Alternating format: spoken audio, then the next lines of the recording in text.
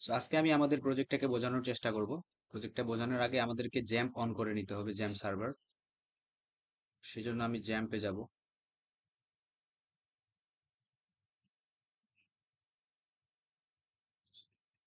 এখান থেকে Apache সার্ভারটাকে on করে নিতে হবে, মাইস্কুয়েল সার্ভারটাকেও করে নিতে হবে অন। ওকে, দেখি এটা মাঝে মাঝে একটু ডিস্টার্ব করে। এরপরে অ্যাডমিন প্যানেলে ক্লিক করে আমি অ্যাডমিন প্যানেলটাতে চলে আসি। Okay, এখন লাইন পেয়ে গেছে, এটাকে আমি করে দেই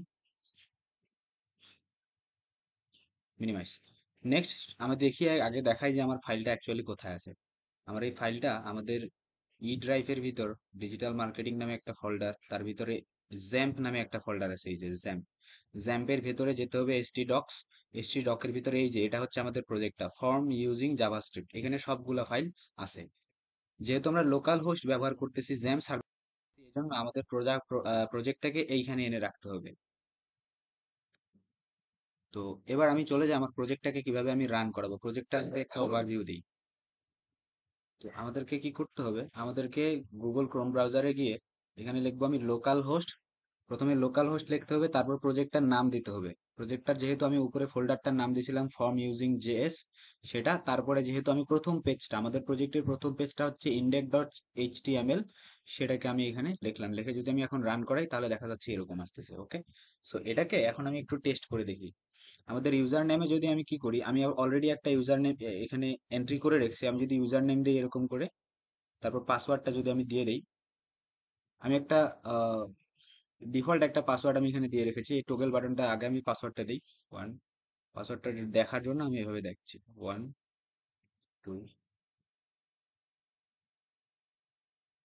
ওকে, সো এরকম করে যখন আমি পাসওয়ার্ডটা দিচ্ছি, পাসওয়ার্ডটা দেওয়ার পর যদি আমি লগ ইন বাটনে ক্লিক করি, তাহলে দেখা যাচ্ছে আমাদের এরকম একটা পেজে নিয়ে আসতেছে। অর্থাৎ লগ ইন সাকসেসফুল হলে আমাদের এরকম করে একটা, আমি কি করছি, অ্যামাজনের ডামি একটা ওয়েবসাইট ক্রিয়েট করছিলাম, যেখানে প্রোডাক্ট হিসেবে দেখা যাচ্ছে মেন্স ক্লোথিং, তারপর সানগ্লাস ফর মেন, তারপরে এখানে আবার দেখা যাচ্ছে ওমেন্স ফ্যাশন, এরকম কিছু প্রোডাক্ট আমি ডামি প্রোডাক্ট এখানে অ্যাড করে রেখেছি। তো এটা হচ্ছে একটা গেল। অর্থাৎ লগ ইন পেজ থেকে লগ ইনটা যদি সাকসেসফুল হয় তাহলে আমাদেরকে ওই পেজে নিয়ে যাবে। আদারওয়াইজ যদি লগ ইন সাকসেসফুল না হয়, তাহলে ইউজার যদি চায় যে নতুন করে একটা ইউজার রেজিস্টার করবে, তাহলে সে রেজিস্টার, এই যে রেজিস্টার লেখাটার উপরে যদি সে ক্লিক করে, তাকে একটা পেজে নিয়ে যাইতে হবে। এই পেজের ভিতরে সে নেম দিবে। এখন নেম দেওয়ার সময় কিছু তাকে রুল ফলো করতে হবে। যেমন নেমের মধ্যে হোয়াইট স্পেস দিতে পারবে না, হোয়াইট স্পেস দিতে পারবে না, এই জন্য, সরি, নেমের ভিতরে হোয়াইট স্পেস দিতে পারবে কিন্তু কোনো স্পেশাল ক্যারেক্টার দেওয়া যাবে না। তো আমি এখানে যদি একটা নাম দেই,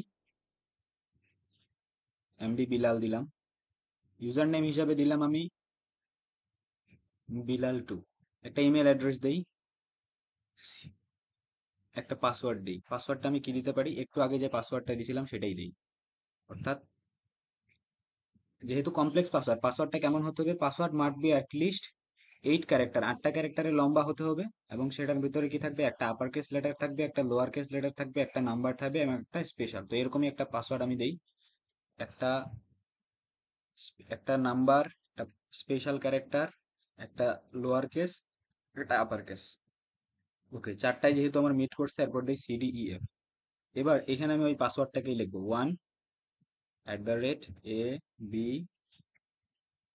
1@abcdef। ওকে, পাসওয়ার্ড যেহেতু দুইটাই যখন ম্যাচ করবে, তখনই শুধুমাত্র এরকম করে নিচের ওয়ার্নিংটা চলে যাবে। আর যতক্ষণ না পাসওয়ার্ডটা ম্যাচ করতেছে না, এখানে কিন্তু কনফার্ম পাসওয়ার্ড ডাজন্ট ম্যাচ লেখাটা আসবে। তাহলে আমি এখানে এফ যখন দিলাম, এখন যেহেতু দুইটা পাসওয়ার্ডই ম্যাচ হয়েছে, তাহলে এই টোগল বাটনগুলোর উপর ক্লিক করলে কিন্তু আবার কি পাসওয়ার্ডটা আনভিজিবল হয়ে যাচ্ছে। সো এটা দিয়ে আমি এখন যদি রেজিস্টার বাটনে ক্লিক করি, তাহলে রেজিস্টার হয়ে গেছে। এখন এই রেজিস্টার টেবিলটা আমি কোথায় পাবো, আমি যদি এখানে গিয়ে আমাদের যে প্রজেক্টটার নাম আছে, প্রজেক্ট ডিবি, এর ভিতরে ইউজার্স নামে একটা টেবিল ক্রিয়েট হচ্ছে, ওটিপি ভেরিফিকেশন নামে আরেকটা টেবিল ক্রিয়েট হচ্ছে। ইউজার্স টেবিলের ভিতরে যদি আমি যাই, তাহলে দেখা যাচ্ছে অলরেডি একটা ইউজার নেম আমি ক্রিয়েট করছিলাম, আর এটা আমি নতুন ক্রিয়েট করলাম, যেখানে নাম দিয়েছিলাম আমি MD Bilal Hossain, user name এটা, আর এই পাসওয়ার্ডটাকে হ্যাশিং করে আমি অন্য ফরম্যাটে চেঞ্জ করে ফেলেছি।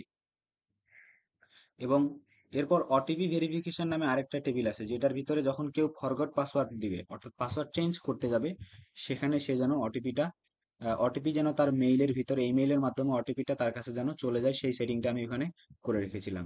আহ আমাদের একটা কাজ করতে হবে, ওই কাজটা এখনো বাকি আছে। সেটা হচ্ছে যখন একটা নতুন ইউজার ইনফরমেশন গুলা দিয়ে ক্রিয়েট করতেছে, নতুন একটা ইউজার যখন ক্রিয়েট করতেছে, তখনও সে যেন তার ওখানে যেন ওটিপি ভেরিফিকেশনটার প্রয়োজন হয়, সেটার জন্য ওখানে একটা কোড এখানে এখনো অ্যাড করা বাকি আছে। এছাড়াও ইউজার যদি কি করে, ফরগট পাসওয়ার্ডে ক্লিক করে, তাহলে সে কি করবে, তার ইমেল আইডিটা দিতে হবে। ফর এক্সাম্পল আমি দিলাম এটা, যেটা একটু আগে জাস্ট করলাম। এখন যদি সেন্ড ওটিপি তে ক্লিক করি, এখানে একটু কি হচ্ছে, লোড হচ্ছে। এই যে লোড হওয়ার পরে সে অন্য একটা পেজে কিন্তু নিয়ে আসছে। আগে ছিল অন্য একটা পেজ, এবার ওটিপি ভেরিফিকেশন। এবার দেখা যাবে আমি যে ইমেল অ্যাড্রেসটা ওখানে দিছি, ওই ইমেল অ্যাড্রেসে আমার একটা কোড চলে গেছে। আমি এটা অনেকদিন রান করছিলাম, I don't no whether the email will come here or not, but let me try.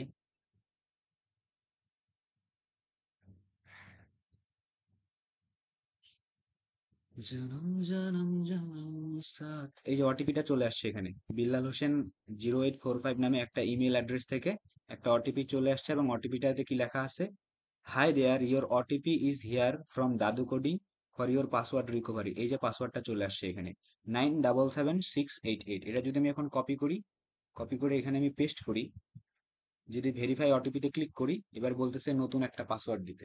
এবার যদি আমি নতুন একটা পাসওয়ার্ড দিই, পাসওয়ার্ডটা দিলাম, আগে ছিল ওয়ানের জায়গায় এখানে ছিল কি একটা, এইখানে ছিল একটা @, বাট আমি কি করলাম, এখানে 2 দিলাম, দিয়ে তারপর এবার @ দিলাম। ABCDEF, বাকি সবকিছু সেম রাখতেছি। @ABCDEF, যদি আমি দেখি ম্যাচ হয়েছে কিনা। @ABCDEF ওকে। এবার যদি রিসেট পাসওয়ার্ডে ক্লিক করি, তাহলে রিসেট পাসওয়ার্ড হয়ে গেছে। এবার আমি আবার ইউজার নেম দিব, এটা ছিল ইউজার নেম। পাসওয়ার্ড হিসেবে এখন নতুন পাসওয়ার্ডটা যদি আমি এখানে দেই, 12 @ABCDEF দিয়ে যদি আমি এখন কি করি, এখানে ক্লিক করি লগ ইনে, ব্যাস লগ ইন হয়ে গেছে। ওকে, তার মানে পাসওয়ার্ডটা আমার রিসেট হয়ে গেছে। তো এই যে পাসওয়ার্ডটা রিসেট করার সময় কিন্তু ওটিপি ভেরিফিকেশন টেবিলে একটা ওটিপি আসছিল। আমি যদি দেখি এই যে ওটিপি ভেরিফিকেশন নামে টেবিলটা, ওখানে একটা ওটিপি ছিল। এখন দেখো ওটিপিটা চলে গেছে কেন, কারণ ওটিপিটা যখনই হচ্ছে আমার কারেক্ট হয়ে গেছে, তখনই ওটিপি ভেরিফিকেশন টেবিল থেকে ওই ডেটাটা ওখানে চলে গেছে। ওকে, সো এই হচ্ছে আমাদের প্রোগ্রামটা। এখন প্রোগ্রামের মধ্যে প্রজেক্টের ভিতর একটা কাজ এখনো বাকি আছে, যেটা হচ্ছে স্যার আমাদেরকে বলছিল যে এখানে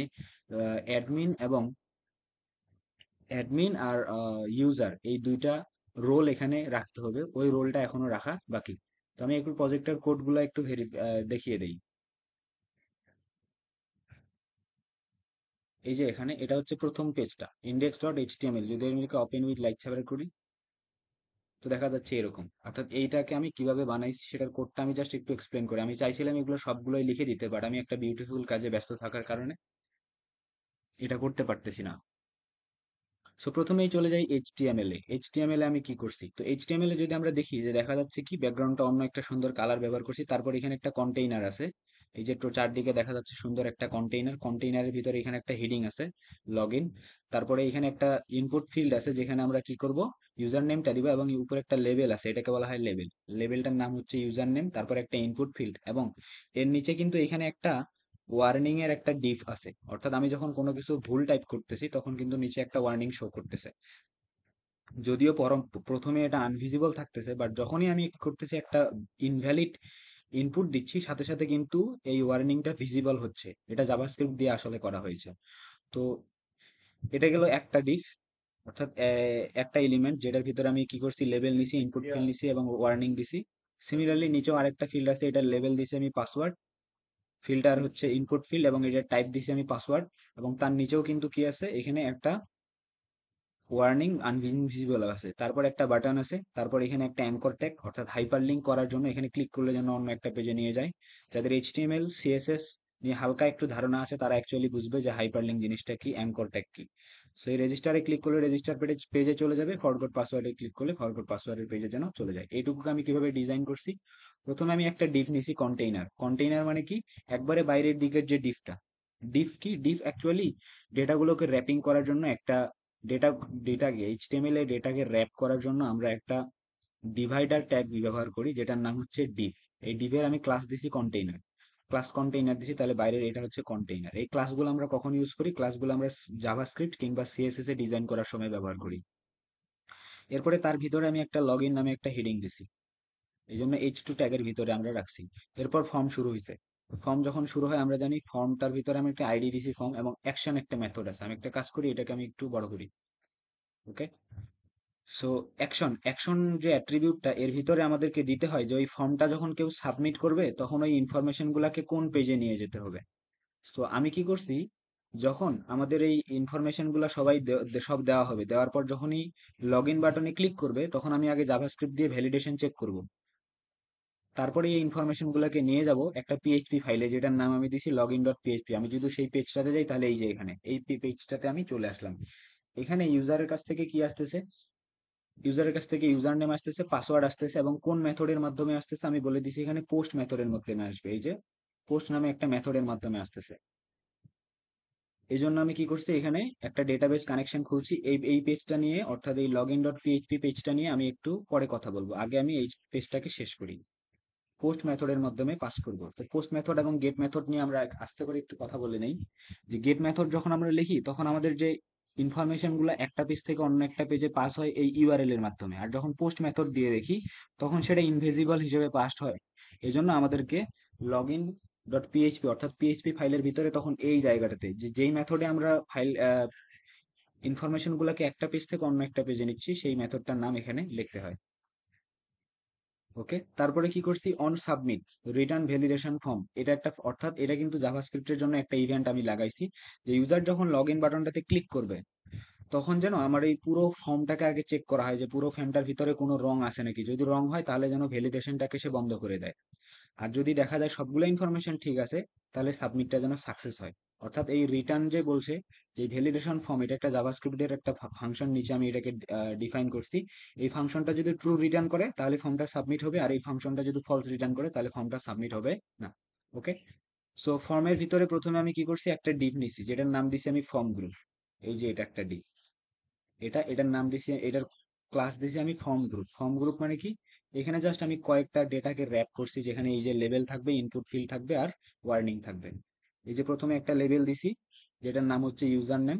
এই যে এখানে ইউজার নেম লিখছি, অর্থাৎ লেভেলের ভিতরে আমি যদি এখানে ইউজার নাম না দিয়ে ইটা যদি কেটে দিতাম তাহলে এই যে দেখো এখানে ইটা চলে গেছে। এখানে যদি আমি আবার ই দেই তাহলে এখানে ইটা চলে আসতেছে, লেভেলের ভিতরে দিছি। এরপর একটা ইনপুট টাইপ নিছি। এই যে আমরা জানি কোনো কিছু ইনপুট দেওয়ার জন্য আমরা ইনপুট ট্যাগ নেই, ইনপুট ট্যাগের ভিতর আমি বলে দিলাম এটা ইউজার নেম নেওয়ার জন্য, এবং এর সরি, ইউজার নেম নেওয়ার জন্য কোথায় ইনপুট ট্যাগের ভিতরে বলে দিলাম যে আমি ইউটিউব ইনপুট ট্যাগের টাইপ, টাইপ কি হবে, টেক্সট, কারণ ইউজার নেম একটা টেক্সট। এরপর নেম দিছি। এখন নেম অ্যাট্রিবিউট কেন ব্যবহার করা হয়, কারণ পিএইচপি তে এই যে এটাকে ডেটাটাকে আমি যখন এখান থেকে ইনপুট নেওয়ার পর এটাকে আমি যখন সেন্ড করব, সেখানে আমাকে এই যে ভিতরে নেম অ্যাট্রিবিউটের ভিতরে যে ভ্যালু রাখছি সেটা কি ইউজার নেম, ওই ইউজার নেমটা এইখানে আমাকে লাগাতে হবে পিএইচপি ফাইলটার ভিতরে। এই জন্য কি করতে হবে, নেম অ্যাট্রিবিউটের এখানকার যে ভ্যালুটা আছে এটা, আর পোস্ট মেথডের ওখানকার ভিতরের ভ্যালুটা দুইটাই সেম রাখতে হবে। এরপর আমি একটা আইডি দিছি ইউজার নেম, এই আইডিটা আমি পরবর্তীতে জাভাস্ক্রিপ্টে ইউজ করবো, এবং আরেকটা অ্যাট্রিবিউট ব্যবহার করছি রিকোয়ার্ড। আমরা জানি যারা এইচটিএমএল আমরা জানি মোটামুটি, তারা জানি যে রিকোয়ার্ড অ্যাট্রিবিউট যেখানে আমরা ব্যবহার করি, এই রিকোয়ার্ড কিওয়ার্ড বলা হবে এটাকে। এই কিওয়ার্ডটার মানে হচ্ছে এই ফিল্ডটাকে ফাঁকা রেখে ফর্মটাকে সাবমিট করা যাবে না। যদি কেউ ফিল্ডটাকে ফাঁকা রাখে, এই যে আমি এখানে যখন হোভার করতেছি নিচে একটা মেসেজ আসতেছে, please fill out this field. এরপর কি করছি, একটা মেথড, আরেকটা মেথড আমি ডিক্লেয়ার করছি এখানে। একটা ইভেন্ট লাগাইছি যে অন কি আপ। অন কি আপ মানে কি, যখনই কেউ একটা কোনো কিছু প্রেস করবে, এরকম করে যখনই কোনো কিছু প্রেস করবে, আমি যখনই এইচ প্রেস করলাম, আমার এই যে এই মেথডটা কল হলো ভ্যালিডেট ইউজার নেম, এবং চেক করে দেখতেছে যে কি এটা কি ভ্যালিডেশন। যদি ভ্যালিডেশনে দেখে যে এটা ভ্যালিডেশন ঠিক হয় নাই, ফলস রিটার্ন করে, তাহলে নিচে কিন্তু ওয়ার্নিংটা শো হবে। যখন যেহেতু এইচ দিছি, সো এইচ হচ্ছে কি একটা ক্যারেক্টার, ইউজার নেম তো ক্যারেক্টার হতেই পারে। স্পেসেও কিন্তু এখানে অ্যালাউড না।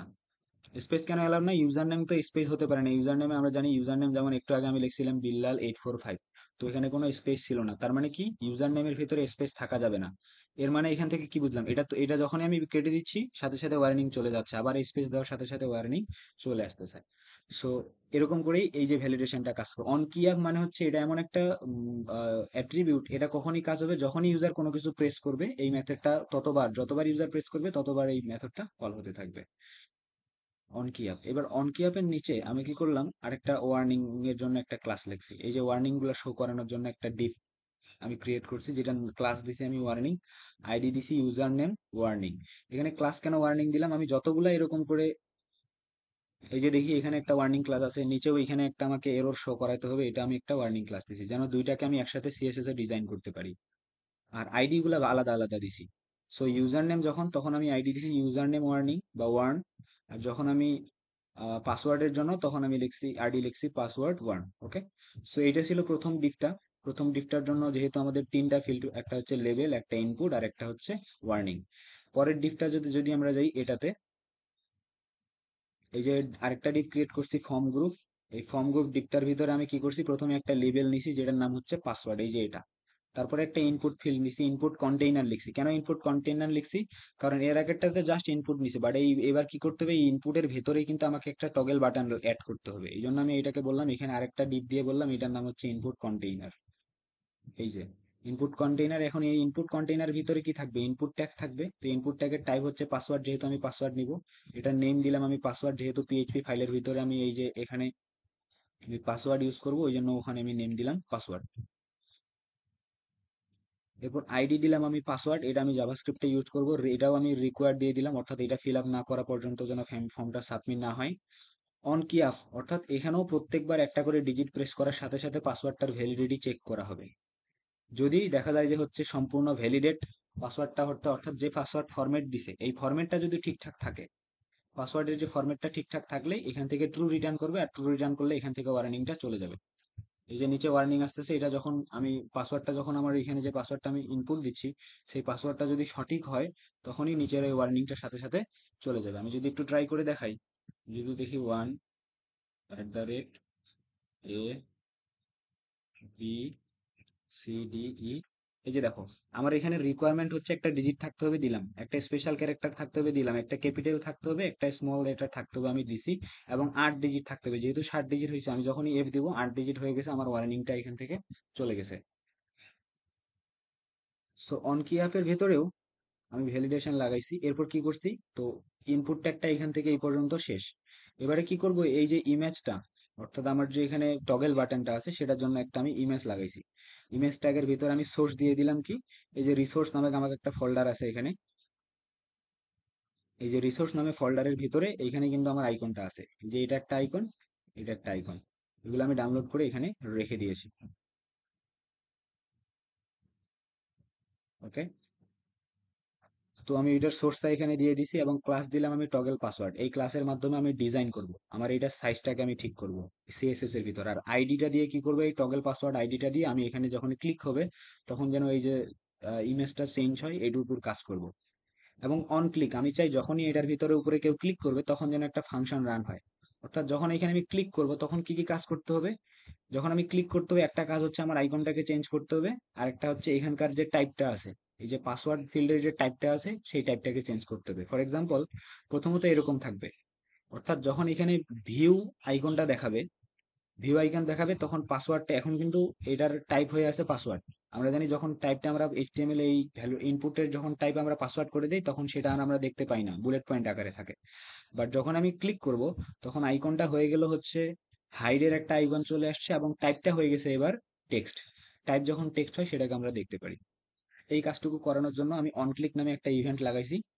এই ইভেন্টটার আমি একটা, এই যখনই অন ক্লিক করব, তখন একটা ফাংশন আমি কল করব, যে ফাংশনটার নাম হচ্ছে টগল পাসওয়ার্ড ভিজিবিলিটি, এবং ওই ফাংশনটার ভিতরে আমি পাস করে দিব ওই ইনপুটটার আইডিটা। যেমন আমরা জানি এই ইনপুট ফিল্ডের আইডি আমরা কি দিছি, পাসওয়ার্ড। এই যে টাইপ আইডি দিয়ে দিছি আমি পাসওয়ার্ড, এই আইডিটা সে নিয়ে যাচ্ছে জাভাস্ক্রিপ্টের ভিতরে, এই আইডিটাকে ব্যবহার করে সে টাইপটা চেঞ্জ করবে এখানকার। ওকে। এইটুকু গেল। তাহলে এই যে ইমেজ কন্টেইনার বা ইনপুট কন্টেইনার যেটা ছিল, এইটুকুর কোড আমার শেষ। তাহলে নিচের দিকে বাকি আছে ওয়ার্নিং। ওয়ার্নিং জাস্ট একটু আগে আমি এক্সপ্লেন করছি। ওকে। সো এই পর্যন্ত আমাদের কাজ শেষ, এখন শুধু বাটন আর অ্যাঙ্কর ট্যাগ।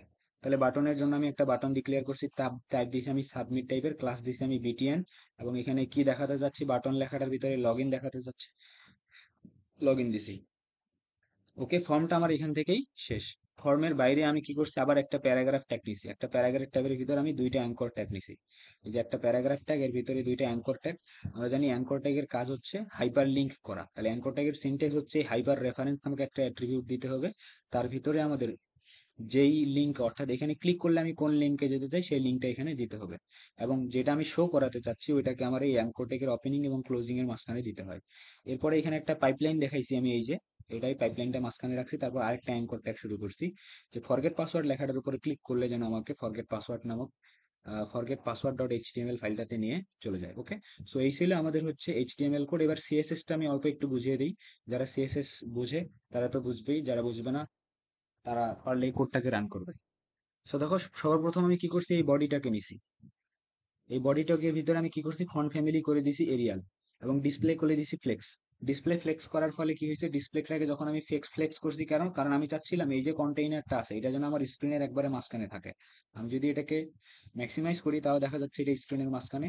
অর্থাৎ আমি স্ক্রিনটাকে সাইজ কেমন করি না কেন, এটা যেন আমার স্ক্রিনের মাঝখানে চলে আসে, এই জন্য আমি ডিসপ্লেটাকে ফ্লেক্স করার পর জাস্টিফাই কন্টেন্ট করে দিছি আমি সেন্টার, এলান আইটেম দিছি সেন্টার। আমরা জানি জাস্টিফাই কন্টেন্ট সেন্টার আমরা কখন করি, যখন আমরা হরাইজন্টালি কোনো কিছুকে সেন্টারে নিয়ে আসতে চাই, আর ভার্টিক্যালি যখন সেন্টারে নিয়ে আসতে চাই। তো আমার হরাইজন্টালিও সেন্টারে আসছে এই কন্টেইনারটা, আবার ভার্টিক্যালিও আসছে সেন্টারে। এবার হাইট করে দিছি আমি, হাইট কি, অর্থাৎ আমার যে বডি, বডি মানে যে এটা স্ক্রিনটার ভিতরে আমি যেটার ভিতরে আমি আমার কন্টেন্ট গুলাকে দেখতেছি, সেটার হাইট আমি করে দিছি 100 ভিউপোর্ট হাই। ভিউপোর্ট মানে হচ্ছে একটা ব্রাউজার ওপেন করলে যেটুকু অঞ্চলকে আমরা দেখতে পারি একবারে, এই যে এই কোণ থেকে শুরু করে যেটুকু অঞ্চলকে আমরা দেখতে পাচ্ছি এটাকে বলা হয় ভিউপোর্ট। তো 100% অফ ভিউপোর্ট হাইট আমি এখানে করে দিছি। এবার মার্জিন করে দিছি 0, অর্থাৎ সাইডে যেন কোনো রকমের ফাঁকা না থাকে। আমি যদি এখানে মার্জিনটা এখন কিছু দেই তাহলে দেখা যাবে সাইডে আমার সাদা হয়ে আসতেছে। আমি যদি লিখব 20, 20 যদি আমি পিক্সেল দেই, ভিতরের দিকে কিছু মার্জিন জেনারেট হয়েছে। এই যে এইখান থেকে এরা আর কি করছে, অনেকটা চেপে গেছে কন্টেইনারটা। তো মার্জিনের আমার এখানে প্রয়োজন নেই, এই জন্য মার্জিনটাকে আমি করে দিছি 0। আর বাই ডিফল্ট আমরা মার্জিন প্যাডিং 0 রাখি বডি ট্যাগের ভিতরে। কালার দিছি হোয়াইট। এখানে কালার বলতে বোঝাচ্ছে টেক্সট কালার হোয়াইট। বডির ভিতর যতগুলো টেক্সট আসবে সবগুলোর কালার জন্য হোয়াইট থাকে। এবং ব্যাকগ্রাউন্ড আমি ইউজ করছি কি, এই যে দেখো, ব্যাকগ্রাউন্ডের ভিতরে আমি আসলে এখানে গ্রেডিয়েন্ট কালার ইউজ করছি। আমরা জানি যে যারা ফটো মোটো ছোটখাটো এডিটিং করি তারা জানি যে গ্রেডিয়েন্ট কালার মানে হচ্ছে মানে মোর দেন ওয়ান কালার, কিন্তু তাদের হচ্ছে অপাসিটিটা চেঞ্জ হয়ে এখানে আসে। যেমন এইদিকে দেখা যাচ্ছে হালকা একটু আহ আই ডোন্ট নো অ্যাকচুয়ালি, এটা হালকা একটু পিঙ্ক হতে হতে হতে এইদিকে এসে অনেকটা ইন্ডিগো কালারের মতো হয়ে আছে। তো এটা অ্যাকচুয়ালি আমি এই যে কোডটা, এই কোডটা আমি নিজে লিখিনি, আমি একটা ওয়েবসাইট থেকে জেনারেট করছি। আমরা যদি এখানে গুগলে যাই, গিয়ে লিখি যে হচ্ছে কি, এই যে গ্রেডিয়েন্ট কালার জেনারেটর সিএসএস এ যদি আমি ক্লিক করি, ক্লিক করলে এরকম অনেকগুলা ওয়েবসাইট আসবে, যেটাতে গিয়ে আমি আমার গ্রাডিয়েন্টটাকে আমি জেনারেট করতে পারি। এই যে এই ওয়েবসাইটটা থেকে জেনারেট করা যায়। যেমন আমি যদি চাই যে এরকম স্ক্রিনটা দেখাও,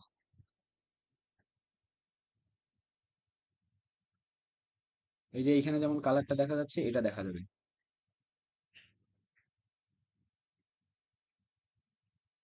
এই যে দেখা যাচ্ছে কি এইদিকে একটু বেশি পার্পেল কালার না কি কালার বলা এটাকে, এদিকে একটু বেশি তার ইন্টেন্সিটি দেখা যাচ্ছে, এদিকে কম দেখা যাচ্ছে। তো এরকম করে এখান থেকে এটাকে একটু একটু মুভ করে, বা এই যে এখানকার হেডটাকে একটু মুভ করে কালারটা জেনারেট করে, এই কপিটাকে এই যে নিচে যে কোডটা জেনারেট হচ্ছে এটাকে কপি টু ক্লিপবোর্ড করে ওখানে নিয়ে পেস্ট করলেই হবে। এরকম বেশ কিছু ওয়েবসাইট আছে, এটাকে এখানে করছি। ওকে, সো সিএসএস এর ভিতর বডি ট্যাগটাকে আমার এখান থেকে ডিজাইন করা শেষ। এবার আমাদের যখন বডি ট্যাগটাকে ডিজাইন করা শেষ হয়ে গেল, এবার আমাকে কি করতে হবে, কন্টেইনারটা কিন্তু ডিরেক্টলি ডিজাইন করা ছিল না। যেমন কন্টেইনার ট্যাগের ভিতরে সিএসএস টাকে যদি আমি এখন তুলে দেই,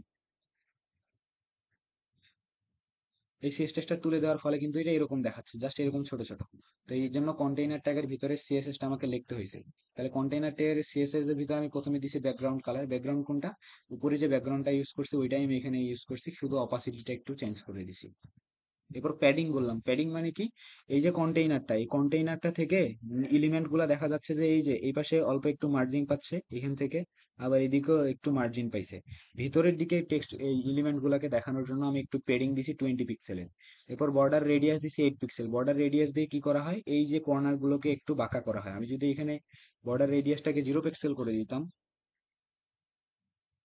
তাহলে দেখা যাচ্ছে এই যে কর্নার গুলা কিন্তু এখন কি হচ্ছে, একবারে রেক্টেঙ্গেল টাইপের হয়ে যাচ্ছে, কোনা হয়ে যাচ্ছে। কিন্তু আমি চাচ্ছিলাম যে একটু গোল যেন দেখায়, এই জন্য আমি 8 পিক্সেলের একটা বর্ডার রেডিয়াস ইউজ করছি। এরপর বক্স শেডো। বক্স শেডো মানে কি, এইখানে দেখা যাচ্ছে, আমি যদি এটাকে তুলে দিই, বক্স শেডো প্রপার্টি তুলে দিলে দেখবো যে এইখানে যে নিচের দিকে একটু শ্যাডো আকারে দেখা যাচ্ছে, এই শ্যাডোটা কিন্তু তখন আর থাকবে না। এটাকে যদি আমি কেটে ফেলি তাহলে দেখা যাচ্ছে এখন আর কোনো রকমের শ্যাডো এখানে নেই, কিন্তু যখন আমি বক্স শ্যাডো প্রপার্টিসটা দিব তখন শ্যাডো দেখা যাচ্ছে। আমি যদি আরো ভালোভাবে দেখানোর জন্য এখানে যদি আমি 5 পিক্সেল ইউজ করি, দেখা যাচ্ছে এবার এই দিকে একটু ব্লার ক্রিয়েট হয়েছে। বাট আমি যদি এই 5 পিক্সেলটা ক্রিয়েট দিয়ে এখানে 0 পিক্সেল করে দিই তাহলে দেখা যাচ্ছে এই ব্লারনেসটা এখান থেকে রিমুভ হয়ে গেছে। অর্থাৎ এই শ্যাডো দেখানোর জন্য এখানে বক্স শ্যাডো প্রপার্টিটা ইউজ করি এবং বলে দিলাম যে কি, এই যে কন্টেইনারটা আছে এটা আমার উইথের 100% কি করবে, উইথ নিবে। 100% উইথ নিবে। আমি যদি ম্যাক্স উইথ না দিতাম, যখন আমি 100% উইথের কথা বলছি, সে কি করবে, আমার যে ভিউপোর্টে যতটুকু উইথ ততটুকু নিবে, কিন্তু আমি চাচ্ছি না যে এতটুকু নেই। আমি চাচ্ছিলাম এটার একটা ম্যাক্সিমাম কতটুকু উইথ নিবে সেটা আমি বলে দিচ্ছি যে এটা ম্যাক্সিমাম আমার 370 পিক্সেলের উইথ নিবে।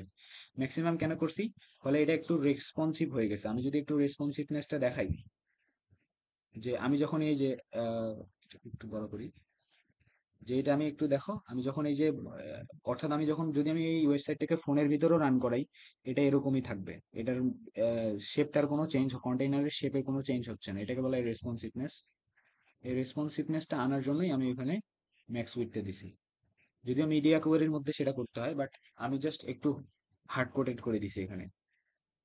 Next, heading tag. এবার আমি এই হেডিং ট্যাগকে ডিজাইন করব। তো এই হেডিং ট্যাগটা অ্যাকচুয়ালি কোথায় ছিল, যখন আমি ডিজাইন করতাম না এইচটিএমএল, ওইটা এই জায়গায় ছিল। তো আমি ওটাকে একবারে মাঝখানে নিয়ে আসার জন্য টেক্সট অ্যালাইন সেন্টার, কোনো একটা টেক্সটকে মাঝখানে নিয়ে আসার জন্য টেক্সট অ্যালাইন সেন্টার ইউজ করতে হয়, এবং আমি কালার করে দিছি, এই টেক্সটার কালার আমি করে দিছি হোয়াইট। এবার ফর্ম গ্রুপ, আমরা দেখছি ফর্ম গ্রুপের ভিতর আমরা কি রাখছিলাম, লেবেল রাখছিলাম। আমি যদি একটু এইচটিএমএল এর দিকে যাই, তো ফর্ম গ্রুপ নামে এই যে ক্লাস আছে, এই যে ক্লাস আছে ফর্ম গ্রুপ, এই ফর্ম ক্লাসের ভিতর আমরা কি কি রাখছিলাম, লেবেল রাখছিলাম, ইনপুট, এই যে ইনপুট টেক্সটটাকে রাখছিলাম, এই যে ইনপুটটা, আর এর নিচে যে হচ্ছে ওয়ার্নিংটা আসবে, সেই ওয়ার্নিংটাকে আমরা রাখছিলাম।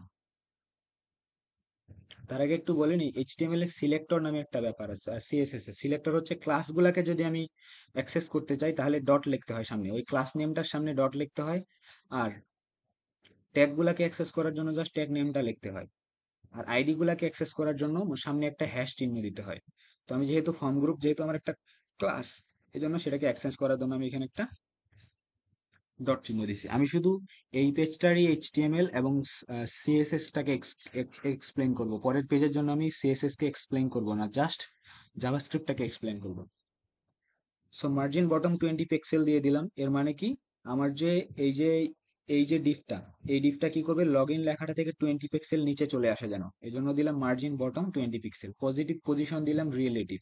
পজিশন রিলেটিভ কি, এই যে ডিফটা, এই ডিফটা যেন তার আশপাশের প্যারেন্ট ট্যাগের রিলেটিভ একটা পজিশন এসে চলে আসে। এরপরে আমি কি করতেছি, ফর্ম গ্রুপের ভিতরে যে লেবেল ট্যাগটা আছে, অর্থাৎ এটাকে আমি ডিজাইন করার জন্য এখানে লিখছি। তো ডিসপ্লে করে দিলাম ব্লক। ব্লক মানে কি, যদি আমি ডিসপ্লে ব্লক না দিতাম, আমরা জানি সিএসএস এর ভিতর ডিসপ্লে ফাংশনটা ফ্লেক্স করা যায়, ব্লক করা যায়, ইনলাইন করা যায়। তো ডিসপ্লে যদি আমি ব্লক না করতাম, আর এই ইনপুট ফিল্ডটা কি করতে এখানে চলে আসতো, ডিসপ্লেটা যদি আমি এখন ব্লক এখানে না করে এখানে আমি তুলে দিই, তাহলে দেখা এটা অ্যাকচুয়ালি ডিজাইন করার কারণে আসতেছে না, কিন্তু যদি ডিসপ্লে ব্লক না রাখা হয়, এই ইনপুট ফিল্ডটা কি করে, ইউজার নেমের পাশে আসা শুরু করে দেয়। এই জন্য আমি এটা ডিসপ্লেটাকে করে দিছি ব্লক। মার্জিন বললাম 5 পিক্সেল, অর্থাৎ এই লেভেলটার চারপাশে যেন 5 পিক্সেলের, এই যে এটুকু 5 পিক্সেলের জন্য একটা মার্জিন ক্রিয়েট হয়, এবং কালারটা যেন লেভেলটার থাকে হোয়াইট। এরপর ইনপুট কন্টেইনারটাকে আমি ডিজাইন করতেছি। ইনপুট কন্টেইনার কোনটা, যেটার ভিতরে আমরা এই যে এইখানে, এইখানে যে আমি ইনপুট ফিল্ডের সাথে যে আমি ইমেজটাকে র্যাপ করছি, এই ইমেজটাকে র্যাপ করছি, এটাকে আমরা একটা ট্যাগের ভিতরে রাখছিলাম ডিভ ট্যাগ। আর ওই ডিভটার আমি এই যে এখানে, এই যে ইনপুট কন্টেইনার, ওই ডিফটার আমি একটা ক্লাস দিছিলাম ইনপুট কন্টেইনার, তার ভিতরে আমার এই ইনপুট ফিল্ডটা ছিল, এবং তার সাথে একটা ইমেজ ছিল, যেটা ছিল এই যে টগেল ইমেজটা। এই দুইটা জিনিসকে ডিজাইন করার জন্য এটা আমি উপরে কেন ডিজাইন করছিলাম, কারণ আমি চাচ্ছিলাম যেন এই ফটোটা বারবার এসে ভেজাল না করে, এই ছোট ফটোটা। ওকে, কোথায় ছিলাম আমি, ইনপুট কন্টেইনার। ইনপুট কন্টেইনারও পজিশন দিলাম আমরা রিলেটিভ। পজিশন রিলেটিভ কি, এটা অনেক কাহিনী আছে, সিএসএস এর জন্য, যারা সিএসএস জানে তারা বুঝবে। উইথ হচ্ছে 100%, এই ইনপুটটা, এই ইনপুট ফিল্ডটা যেন 100% উইথ নেয় প্যারেন্টের দিক থেকে। প্যাডিং যেন 10 পিক্সেল থাকে।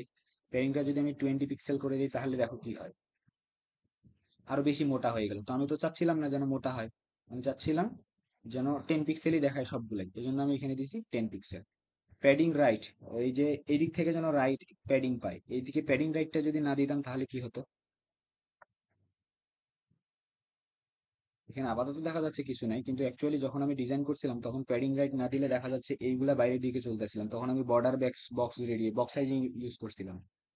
আচ্ছা, বর্ডার আমি দিয়ে দিলাম, কি এটার মধ্যে কিন্তু একটা বর্ডার আছে, দেখা যাচ্ছে না, 1 পিক্সেলের সলিড কালারের একটা বর্ডার আছে। আমি যদি 1 পিক্সেল না দিয়ে এটাকে যদি 5 পিক্সেল দেই, তাহলে দেখা যাচ্ছে এই যে শেষের দিকে আস্তে করে একটা বর্ডার চলে আসছে। এই বর্ডারের জন্য আমি লিখছি এখানে 1 পিক্সেল সলিড কালারের একটা বর্ডার যেন আসে, সেটা যেন সাদা কালার না, একটু গ্রে কালারের বর্ডার। বক্স সাইজিং করে দিলাম বর্ডার বক্স। এটা যদি না করে দিতাম তাহলে দেখা যাচ্ছে ইনপুট ফেলগুলো আমার কি করতেছে, বাইরে চলে যাচ্ছিল। এই যে এরকম করে বক্সটার বাইরে, কন্টেইনারের বাইরে চলে যাচ্ছিল, এই জন্য আমি এখানে বক্স সাইজিংটাকে অ্যাড করছি। টগেল পাসওয়ার্ড ভিজিবিলিটি, টগেল পাসওয়ার্ড অর্থাৎ এই যে এটাকে বলা হয় টগেল বাটন।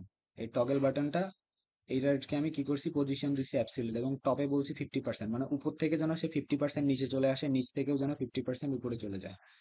সো টপ দিছি আমি 50%, এবং রাইট থেকে, এই যে রাইট থেকে সে যেন আরো 50 পিক্সেল মার্জিন পায়, এই জন্য আমি এখানে লিখছি রাইট থেকে 50% সে যেন এদিকে সরে আসে। এবং ট্রান্সফর্ম দিছি -50%। ট্রান্সফর্ম প্রপার্টিস কি করে, যখন আমি এর উপরে হবার করব সে কি হবে, এই যে যখন আমি এখানে ক্লিক করতেছি, ট্রান্সফর্ম -50% মানে কি, এটার একটা সাইজ ছিল, ওই সাইজটা সে 50% কমে আসে। আমি যখন 50% দিই, দেখা যাবে এটা নিচে চলে আসছে। বাট -50% দেওয়ার কারণে সে কি উপরে চলে গেছে নিচের দিক থেকে। এই যে মাইনাস, ট্রান্সলেট ওয়াই দিছে, এই যে এখানে ওয়াই, ওয়াই মানে হচ্ছে ওয়াই অ্যাক্সিসে ভার্টিক্যালি, ভার্টিক্যালি যেন নিচ থেকে উপরের দিকে -50% চলে যায়। উইথ দিছি 25 পিক্সেল, অর্থাৎ এই ইমেজটা যদি আমি হাইড উইথ না দিতাম, এটা একটা বিরাট ইমেজ হয়ে যেত। এটা কিছু সরাই ফেলি, এই যে বড় ইমেজ হয়ে যাচ্ছে। বাট যখনই আমি এখানে হাইড আর উইডথ বলে দিচ্ছি 24 পিক্সেল, 24 পিক্সেল, এটা ছোট হয়ে গেছে। এবং আমি বলে দিচ্ছি কার্সরটা পয়েন্টার, অর্থাৎ আমার মাউসের কার্সরটা যখন উপরে রাখবো সেটা যেন পয়েন্টার আকারে আসে। ওকে, তারপর আমি বাটনটাকে ডিজাইন করছি। বাটন ক্লাসটার ভিতরে আমি বাটনটাকে কিভাবে ডিজাইন করছি, বাটনটার উইথ দিছি 100%। তাহলে বাটনটার উইথ যদি আমি 100% না দিতাম তাহলে কি হইতো, এই যে বাটনটা এইটুকু হয়ে থাকতো। বাট আমি চাচ্ছিলাম ওইটা যেন কি হয়, তার প্যারেন্টের সাথে, প্যারেন্টের যতটুকু উইথ ততটুকুই যেন সে নেয় 100%। প্যাডিং দিছি 10 পিক্সেল, প্যাডিং 10 পিক্সেল দেওয়ার কারণে বাটনটা আমার উপরের গুলার মতোই সাইজের হয়েছে। উপরের গুলা যেহেতু প্যাডিং 10% ছিল, নিচেরটাও 10 পিক্সেল দিছি। ব্যাকগ্রাউন্ড কালার একটা দিছি, বর্ডার দেই নেই, এটার বাটনটার কোনো বর্ডার নেই, এবং বর্ডার রেডিয়াস 5 পিক্সেলের কারণে এই যে এইদিকে একটু কম কম হয়েছে। কার্সরটাকে আমি করে দিছি পয়েন্টার, এখানে যখনই আমি মাউসের কার্সরটা রাখতেছি এটা হয়ে যাচ্ছে পয়েন্টার, নিজে এটা কার্সর থাকতেছে বাট এখানে কি হয়ে যাচ্ছে, এটা একটা পয়েন্টার। এবং ফন্ট সাইজ দিছি 16 পিক্সেল, এই যে এখানে ফন্টটা, সেটার সাইজ যেন 15 পিক্সেল হয়। এবার এই যে হোভার করতেছে, হোভার করা মানে হচ্ছে কি, যখন পয়েন্টারটাকে আমি উপরে রাখতেছি এটাকে বলা হয় হোভার করা। যখন হোভার করতেছি ব্যাকগ্রাউন্ড কালারটা চেঞ্জ হচ্ছে, এই জন্য বাটনের ভিতরে আমি এখানে একটা কোলন দিয়ে লিখছি হোভার। হোভার করার ফলে ব্যাকগ্রাউন্ড কালারটা যেন এরকম হয়ে যায়, একটা কালার আমি দিছি। ওকে, তারপর এই যে প্যারাগ্রাফ ট্যাগটা আছে এটাকে আমি ডিজাইন করছি। প্যারাগ্রাফ ট্যাগের ভিতর আমি বলে দিচ্ছি এই ট্যাগ, প্যারাগ্রাফ ট্যাগটা যেন এর ভিতরে কন্টেন্ট গুলো যেন একবারে সেন্টারে চলে আসে, এই জন্য লিখছি আমি টেক্সট অ্যালাইন সেন্টার। এরপরে এই অ্যাঙ্কর ট্যাগটাকে নিছি আমি, প্যারাগ্রাফের ভিতর দুইটা অ্যাঙ্কর ট্যাগ আছে, এই অ্যাঙ্কর ট্যাগ গুলাকে আমি সিএসএস এর ডিজাইন করবো। তো একটা ট্যাগের ভিতরে আরেকটা ট্যাগ যখন আমরা দেখাতে যাই, তাহলে প্রথমে বাইরের দিকের ট্যাগটা লিখতে হয় প্যারেন্ট ট্যাগটা, প্যারাগ্রাফ, তার ভিতরে চাইল্ড ট্যাগ হচ্ছে আমি অ্যাঙ্কর ট্যাগকে ডিজাইন করতে যাচ্ছি। এবং এখানে বলে দিলাম যে সবগুলা টেক্সটের কালার কি হবে, সাদা হবে। কালার যদি আমি সাদা না দিতাম তাহলে দেখা যায় যে লিঙ্ক যেহেতু, কালারটা নীল হয়ে আসতো, এই যে এরকম। কিন্তু আমি চাচ্ছিলাম সাদা হয়ে থাকুক, এই জন্য আমি এফএফএফ দিছি। টেক্সট ডেকোরেশন নান করে দিছি, টেক্সট ডেকোরেশন নান না দিলে কি হতো, বাই ডিফল্ট নিচে একটা দাগ চলে আসতো, এই যে নিচে একটা দাগ চলে আসতো। বাট আমি চাচ্ছিলাম যখন আমি উপরে হোভার করব তখন যেন নিচের দিকে লাইনটা আসে, এই জন্য প্রথমে টেক্সট ডেকোরেশন নান করে দিয়েছিলাম, এবং যখন আমি হোভার করব তখন যেন নিচে টেক্সট ডেকোরেশনটা আসে। যখন আমি হোভার করতেছিলাম তখন টেক্সট ডেকোরেশন আসতেছিল আন্ডারলাইন। ওকে, এবার বাকি শুধু একটা জিনিসকে ডিজাইন করার আছে, সেটা হচ্ছে এই যে ওয়ার্নিং গুলো আসবে, এখানে কোনো কিছু লিখলে নিচে যে ওয়ার্নিংটা আসবে সেটার কালারটাকে আমার চেঞ্জ করতে হবে। এই জন্য দিলাম ওয়ার্নিং, ওয়ার্নিং এর কালার হবে লাল, এবং ফন্ট সাইজ হবে 14 পিক্সেল, এবং মার্জিন হবে, মার্জিন টপ 5 পিক্সেল। অর্থাৎ এই যে দেখা যাচ্ছে ওয়ার্নিংটা, ওটা উপর থেকে মার্জিন নিচ্ছে কতটুকু, ইনপুট ফিল্টার মাঝখান থেকে মার্জিন নিচ্ছে 5 পিক্সেল। ওকে, সো এটুকুই ছিল সিএসএস। এখন আমরা দেখি কোন ফাংশনটাকে, জাভাস্ক্রিপ্টের কোডটা দেখো, আমি সবকিছু এখানে ইন্টারনাল লিখছি। তো দেখি, প্রথমে আমরা একটা মেথড লিখেছিলাম যে যখন আমরা ইউজার নেম লিখতেছি তখন কি হচ্ছে, ইউজার নেম লেখার সময় অন কি একটা একটা করে আমি যখনই, এখানে যখনই কোনো কিছু একটা করে অক্ষর প্রিন্ট করতেছি, তখনই আমার কি হচ্ছে, ভ্যালিডেট ইউজার নেম নামে ফাংশনটা কল হচ্ছে। তো দেখি কিভাবে কল, ডেফিনেশনটা এখন চেক করি। এই যে আমরা জানি যে জাভাস্ক্রিপ্ট লেখার সময় কি করতে হয়, স্ক্রিপ্ট ট্যাগ লিখতে হয়, একটা ট্যাগ লিখতে হয় স্ক্রিপ্ট, এটার ক্লোজিংটা নিচে আছে এবং স্ক্রিপ্ট ট্যাগের ভিতরে জাভাস্ক্রিপ্ট লিখতে হয়। স্ক্রিপ্ট ট্যাগের ভিতরে আমি প্রথমে একটা ফাংশন, তো জাভাস্ক্রিপ্টে ফাংশন লেখার নিয়ম হচ্ছে প্রথমে ফাংশন কিওয়ার্ড লিখতে হবে, তারপর ফাংশনটার নাম দিতে হবে। আমি দিলাম ভ্যালিডেট ইউজার নেম। ওকে, তো এখানে আমি কি করছি, এটাকে বলা হয় রেজিক্স। রেজিক্স মানে একটা প্যাটার্ন, যেই প্যাটার্নটা আমি চাচ্ছিলাম যে হচ্ছে যেমন নিচের আমরা পাসওয়ার্ড 8টা ক্যারেক্টার অ্যাটলিস্ট থাকবে, তারপরে এখানে 8টা ক্যারেক্টার অ্যাটলিস্ট থাকবে, তারপরে হচ্ছে আপার কেস থাকবে, লোয়ার কেস থাকবে, এই যে ফরম্যাটিং, এই ফরম্যাটটাকে বলা হয় regex. If you are more curious to know what is regex, you can Google it, যে রেজিক্স ফর নেম ভ্যালিডেশন, এখানে যদি আমরা ক্লিক করি তাহলে এখানে রেজিক্স নামে একটা ওয়েবসাইটে আছে, এই যে এটা, এখানে গিয়ে আমরা ওগুলোকে জেনারেট করতে পারি। আমি যদি দেখি এই যে এইখানে রেজিক্স গুলা চলে আসে, অর্থাৎ আমি কি কি এই যে রেজিক্সটা, এখানে যে রেজিক্সটা আসছে ওটার মানে কি, ওইটার মানেটা এই যে নিচের দিকে এক্সপ্লেইনও করা থাকে, যে এ থেকে জেড পর্যন্ত লেখাগুলা এখানে এ থেকে জেড পর্যন্ত মানে হচ্ছে ক্যারেক্টার গুলা এ থেকে জেড পর্যন্ত কোনো আপার কেস হতে পারবে। আবার এখানে এ দিয়ে দিয়ে উপরে টুপি দিছে, এটা হয়তো অন্য কোনো একটা দেশের, বাট আমাদের রেজিস্টার মানে কি সেটা আমি এখানে দেখাচ্ছি।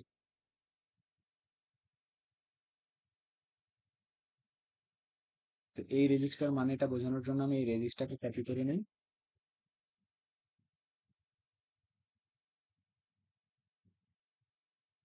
এবং ওই রেজিস্টারকে আমি এখানে পেস্ট করে দিই। এরর আসছে।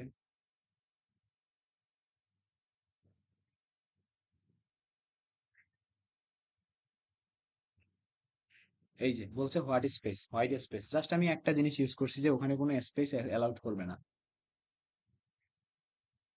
অর্থাৎ আমাদের ইউজার নামের ভিতরে যেন কোনো রকমের স্পেস না থাকে। তাহলে এইটা দিয়ে কি বোঝায়, এই যে এই সাইনগুলো দেওয়ার পর এস দিয়ে বোঝায় স্পেস বোঝায়, তাহলে এই রেজিস্টারের কথা এখানে বলেই দিছে, এক্সপ্লেন করছে রেজিস্টারকে যে কি, এই যে স্ল্যাশ এস, এটা দিয়ে বোঝায় কি, matches any white space character, যে কোনো একটা হোয়াইট স্পেস ক্যারেক্টার যদি ম্যাচ হয়। তো এরকম করে রেজিক্স গুলো আমি ক্রিয়েট করছি এখান থেকে। তাহলে বলে দিলাম যে ইউজার নেম, প্রথমে একটা ভ্যারিয়েবল ক্রিয়েট করছি যেটার নাম হচ্ছে ইউজার নেম, আমি বলে দিছি ইউজার নেমের প্যাটার্ন হচ্ছে এটা, যে এই জিনিসটা থাকা যাবে না। এরপর আমি কি করতেছি, এই document dot get element by ID, user name নামক যে আইডিটা আছে সেখান থেকে ভ্যালুটাকে আমি নিয়ে আসতেছি। ইউজার নেম আইডি কাকে দেওয়া আছে, এই ইনপুট ফিল্ডের আমরা নাম দিছিলাম এই যে আইডি দিছিলাম user name, input filter ID দিছিলাম আমরা ইউজার নেম।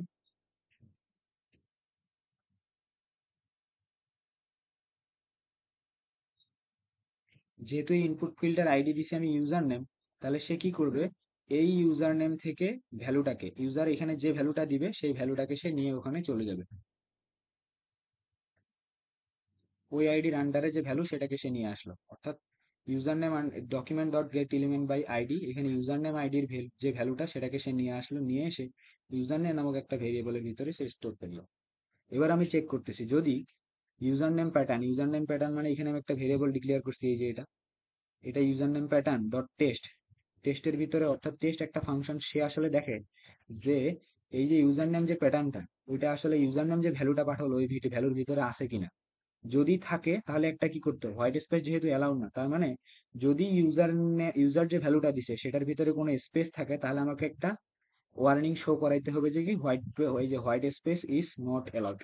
তাহলে আমি কি করলাম, দেখলাম যদি থাকে তাহলে কি নিশ্চয়ই কি হবে, ট্রু হবে, ভিতরে রিটার্ন করবে ট্রু, আর ট্রু রিটার্ন হলে তার নিচের এইটুকু এক্সিকিউট হবে, অর্থাৎ এই document dot get element dot ID ওখানে যে ওয়ার্নিং নামে যে ক্লাসটা আছে, এই যে এই জায়গাটাতে যে ওয়ার্নিং নামের ক্লাসটা আছে সেই ওয়ার্নিং নামের ক্লাসের ভিতরে যেন ইনার টেক্সটে যেন এটা শো করে যে white space is not allowed in the user. আর যদি দেখে যে হচ্ছে এটা ম্যাচ যদি না হয়, তাহলে ওই প্যাটার্নটা ম্যাচ না হওয়া মানে কি, ইউজার যে পাসওয়ার্ড ইনপুট দিছে সেটার ভিতরে কোনো স্পেস নাই, তাহলে স্পেস যদি না দেয় তাহলে কোনো রকমের কোনো কিছু যেন শো না হয়, এই জন্য জাস্ট এখানে আমি ইমটি রাখছি এটাকে। ওকে, সেটাই ছিল ইউজার নেমের জন্য ভ্যালিডেশন। এরপর হচ্ছে পাসওয়ার্ড ভ্যালিডেশন, তো পাসওয়ার্ডেও যখন ইউজার কোনো কিছু প্রেস করতেছে তখন এই যে ভ্যালিডেট পাসওয়ার্ড নামে একটা ফাংশন কল হচ্ছে, এবার চলে আসলো এখানে। এবার ভেরিয়েবল পাসওয়ার্ড প্যাটার্ন নামে কি করছি, আমি এখানে একটা রেজিক্স এনে রাখছি, এই যে এখান থেকে শুরু করে এই পর্যন্ত একটা রেজিক্স এনে রাখছি, সেখানে বলছি যে কি, এই যে স্টেরিক চিহ্ন মানে হচ্ছে মাস্ট থাকতে হবে, স্টেরিক চিহ্ন, তো এখানে বললাম যে কি অবশ্যই কি থাকতে হবে, লোয়ার কেস লেটার থাকতে হবে, আপার কেস লেটার থাকতে হবে, ডিজিট থাকতে হবে, স্পেশাল ক্যারেক্টার এগুলোর ভিতরে একটা থাকতে হবে, এবং অ্যাটলিস্ট 8 ক্যারেক্টার লেন্থ হতে হবে। 8 ক্যারেক্টারের একটা লেন্থ থাকতে হবে। এটা আমি প্যাটার্নের ভিতরে রাখছি। এবার আমি কি করলাম, ইউজারের কাছ থেকে যে ইউজার যে পাসওয়ার্ডটা দিছে ওইটা আমি এই যে পাসওয়ার্ড নামক ভেরিয়েবলের ভিতরে রাখলাম, dot get element by ID করে। এবার আমি চেক করতেছি যে, এবার আমি কি চেক করব যে ইউজার যে পাসওয়ার্ডটা দিছে ওর ভিতরে যদি আমার এই প্যাটার্নের কোনো একটা মিচ থাকে তাহলে যেন একটা ওয়ার্নিং শো করে। এই জন্য আমি চেক করলাম যে কি if not password dot pattern dot test, অর্থাৎ পাসওয়ার্ড প্যাটার্নের সাথে যদি ইউজার যে পাসওয়ার্ড দিছে এটা যদি ম্যাচ যদি না করে তাহলে যেন এই ওয়ার্নিংটা শুরু করে যে কি password must be at least 8 character long and contain at least one upper case letter ইত্যাদি। আর যদি দেখা যায় যে হচ্ছে ওইটা প্যাটার্নটা ম্যাচ করতেছে তাহলে যেন কোনো কিছু শো না করায়। এবার দেখি টগল পাসওয়ার্ড ভিজিবিলিটি, অর্থাৎ যখন ইউজার এখানে ক্লিক করতেছে এই বাটনটার উপরে তখন কি কাজ হচ্ছে। তাহলে ওই ফাংশনটাকে আমি কোথায় ক্লিক করছি, এই জায়গাটাতে, অর্থাৎ এই যে অন ক্লিকের ভিতরে ইউজার যখন ওটার উপর ক্লিক করবে তখন এই ফাংশনটা যেন ক্লিক হয়। তো ফাংশন টগল পাসওয়ার্ড ভিজিবিলিটি ফাংশনটা কল হচ্ছে এবং সে নিয়ে যাচ্ছে কি পাসওয়ার্ড নামক আইডিটা নিয়ে যাচ্ছে। পাসওয়ার্ড কার আইডি, এই যে ইনপুটটার আইডি হচ্ছে পাসওয়ার্ড। এই যে ইনপুটের আইডি হচ্ছে, কোথায় গেল, এই যে ইনপুট ফিল্টার যেখানে ইউজার পাসওয়ার্ডটা লিখতেছে সেটার আইডি হচ্ছে পাসওয়ার্ড। এই পাসওয়ার্ডটা সে নিয়ে আসলো। এই যে ফিল্ড আইডি মানে কি পাসওয়ার্ডের আইডি সে নিয়ে আসতেছে। এবার আমি কি করতাম, ভেরিয়েবল ফিল্ড নামে একটা ভেরিয়েবল ডিক্লেয়ার করলাম ওই ফিল্ড আইডির আন্ডারে, তার মানে কি পাসওয়ার্ড, এই যে পাসওয়ার্ডটাকে আমি পাসওয়ার্ড নামক ফিল্ডটাকে এখানে অ্যাক্সেস করলাম। এবার আমি কি করতেছি, ওই আইকনটাকেও অ্যাক্সেস করতেছি। আইকনটার একটা আইডি আমি দিয়ে দিছিলাম যে কি পাসওয়ার্ড ভিজিবিলিটি মনে হয়। আমি এখানে দেখাই আইডিটার আইকন কি দিছি, এই যে টগল পাসওয়ার্ড নামে আইডি দিছি। ইমেজটার আইডি দিছি টগল পাসওয়ার্ড, ওইটা এখানে আসলো। তাহলে ওই টগল পাসওয়ার্ড আইডির দিয়ে আমি কি করলাম, আইকনটাকে অ্যাক্সেস করলাম। তাহলে এই যে ফিল্ড নামক ভেরিয়েবলটার ভিতরে আমি পাসওয়ার্ড ফিল্ডটাকে অ্যাক্সেস করলাম, আইকন দিয়ে আমি এই ছোট আইকনটাকে জাস্ট টোকেল আইকনটাকে অ্যাক্সেস করলাম।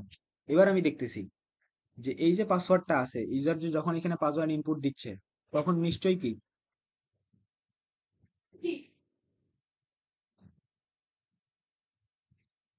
ডোন্ট মাইন্ড, আমার বাসার পেছনে একজন থাকে তো ওনার মুখের ভাষা খুবই খারাপ। এনিওয়ে, এখানে এখানে যখন কোনো কিছু পাসওয়ার্ড আমি দিচ্ছি,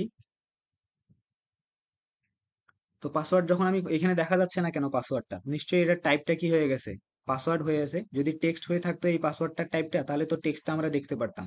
এই জন্য আমি চেক করতেছি যে ওই ফিল্ডের যে টাইপ, ফিল্ড মানে কি এই ইনপুট ফিল্ডের যে টাইপটা সেটা যদি পাসওয়ার্ড হয়ে থাকে তাহলে সেই পাসওয়ার্ড টাইপটাকে যেন কি করে দেওয়া হয়, টেক্সট করে দেওয়া হয়। কখন, যখন এইটার উপর ক্লিক হবে, যখন এর উপর ক্লিক হচ্ছে তখনই তো এই ফাংশনটা কল হচ্ছে। এই জন্য যখন ফাংশনটা ক্লিক, এই টগল বাটনের কাজ কি, যা আছে সেটা রিভার্স করে দেওয়া, অর্থাৎ যদি টাইপ হচ্ছে পাসওয়ার্ড থাকে সেটাকে টেক্সট করে দেওয়া, টেক্সট থাকলে পাসওয়ার্ড করে দেওয়া। তাহলে ফিল্ড টাইপ যদি টেক্সট পাসওয়ার্ড থাকে সেটাকে করে দিবে হবে টেক্সট, এবং ইমেজটাকে এখানে চেঞ্জ করে করে দিবে হাইড, হাইড ইমেজ এনে দিবে। আদারওয়াইজ যদি টাইপ পাসওয়ার্ড হয়ে থাকে তাহলে সেটাকে করে দিবে, আদারওয়াইজ যদি টাইপটা পাসওয়ার্ড না হয়ে, সব আমার রেকর্ডিং এ আসতেছে। ওকে, হ্যাঁ, অনেক সমস্যা হচ্ছিল তাই ভিডিওটা আমি পজ করছিলাম, কাট করছিলাম, এরপরে আবার ভিডিওটা আমি রেকর্ড করছিলাম, প্রায় 2 ঘন্টা ধরে রেকর্ড করছি। পরে রেকর্ড করে দেখতেছি মাত্র 2 সেকেন্ড রেকর্ড হয়েছে, মেজাজটা কেন খারাপ হয়। এবার অন্য একটা অ্যাপ দিয়ে আবার রেকর্ডিং শুরু করলাম। সো আমরা এইখানে ছিলাম যে আমরা দেখতেছিলাম যে টগল বাটনটার উপরে যখন আমি ক্লিক করতেছি তখন দেখা যাচ্ছে আমি যখন এখানে কোনো কিছু লিখতেছি, তো প্রথমে আমরা লিখলে এটা দেখা যাচ্ছে না, পাসওয়ার্ড হয়ে যাচ্ছে কেন। আমরা জানি পাসওয়ার্ড যখন একটা ইনপুট ফিল্ডের টাইপ যখন পাসওয়ার্ড দেওয়া হয়, যেমন প্রথমে বাই ডিফল্ট আমি ইনপুট ফিল্টার টাইপ কি দিয়ে দিয়েছিলাম এখানে, এই যে ইনপুট টাইপ, এই ইনপুটটার আমি টাইপ দিয়ে দিয়েছিলাম পাসওয়ার্ড, যেহেতু আমি প্রথমে টাইপ পাসওয়ার্ড দিয়ে দিয়েছিলাম এই জন্য আমার এটা দেখা যাবে না। কিন্তু এই পাসওয়ার্ড টাইপটা তুলে দিয়ে আমি যদি এখানে টেক্সট করে দিই তাহলে কি হবে, এই যে আমি টেক্সট করে দিলাম, অর্থাৎ এই যে যখন টেক্সট হয়ে যায় টাইপটাকে, আমি যখন টাইপটাকে যদি আমি এই যে ইনপুট টাইপটা এটাকে যদি আমি টেক্সট করে দেই, পেজটাকে যদি আমি রিফ্রেশ করি, এখন তো জাভাস্ক্রিপ্টের মাধ্যমে এটা রান হচ্ছে। তো মেইন কথা হচ্ছে যখন আমরা,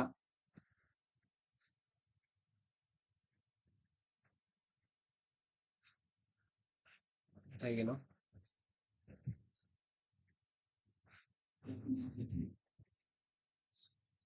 যে টাইপ টেক্সট, এটাকে আমি করে দিই পাসওয়ার্ড। সো ইনপুটের টাইপ যখন আমরা পাসওয়ার্ড লিখি তখন সেটাকে বুলেট পয়েন্ট আকারে এরকম করে দেখায়, কিন্তু যখন টাইপটা টেক্সট করে দিব তখন সেটাকে, যেমন দেখো উপরের গুলার টাইপ আছে টেক্সট, এখানে যখন আমরা কোনো কিছু লিখতেছি সেটা আমরা দেখতে পাচ্ছি কারণ ওগুলার টাইপ হচ্ছে টেক্সট। এই যে উপরের টাইপটা কি ছিল, text.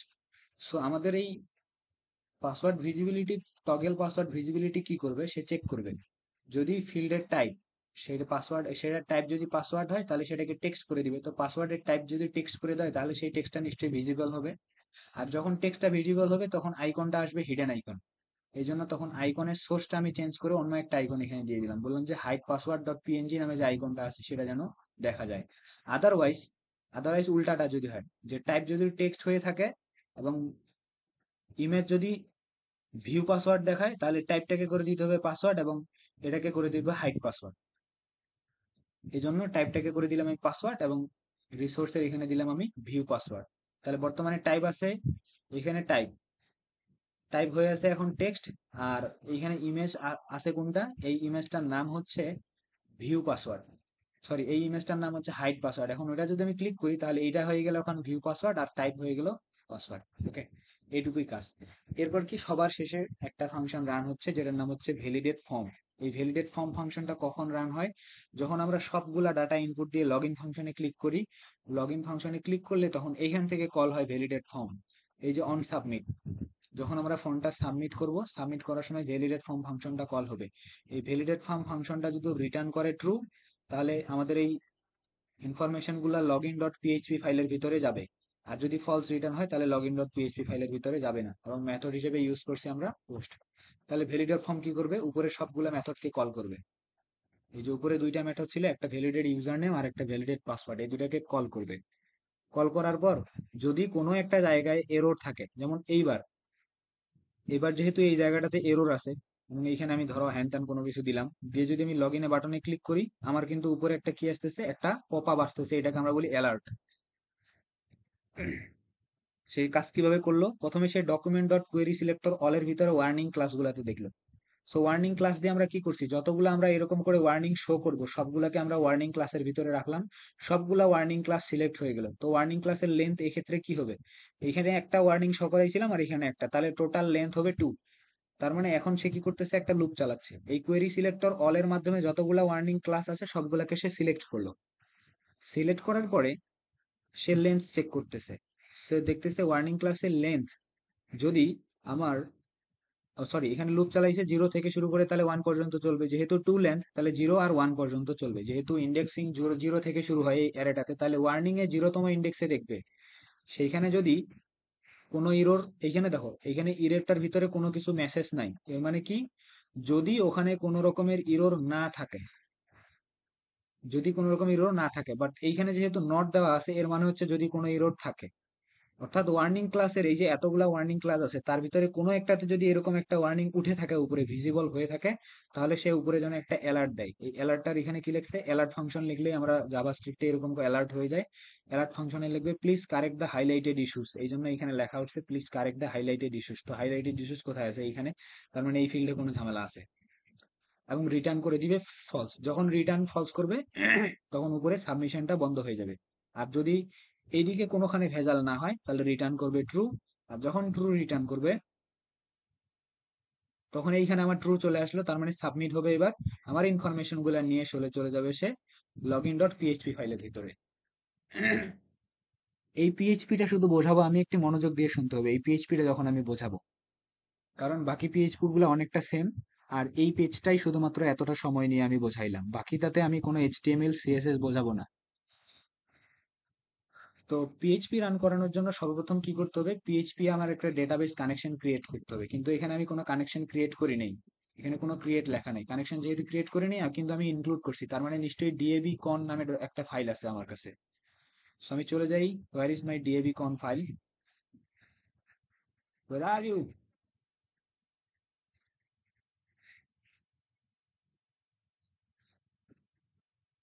PHP PHP PHP PHP PHP verify, এই যে ডিএবি কন ডট পিএইচপি নামে ফাইলটা।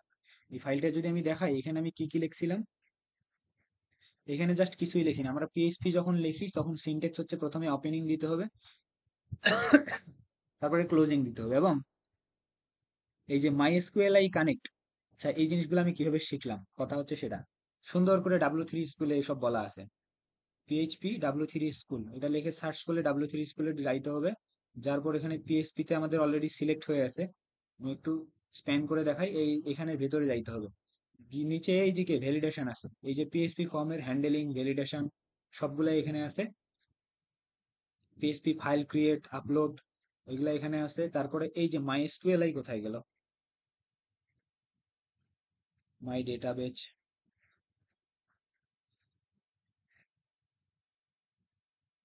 সবার শেষের দিকে থাকবে। এই যে my SQLI, PHP my SQLI, PHP my SQL এর মধ্যে এখানে দেখাবে যতগুলা মাই এসকিউএল এ যতগুলা ফাংশন আমরা ইউজ করি সবগুলার এখানে।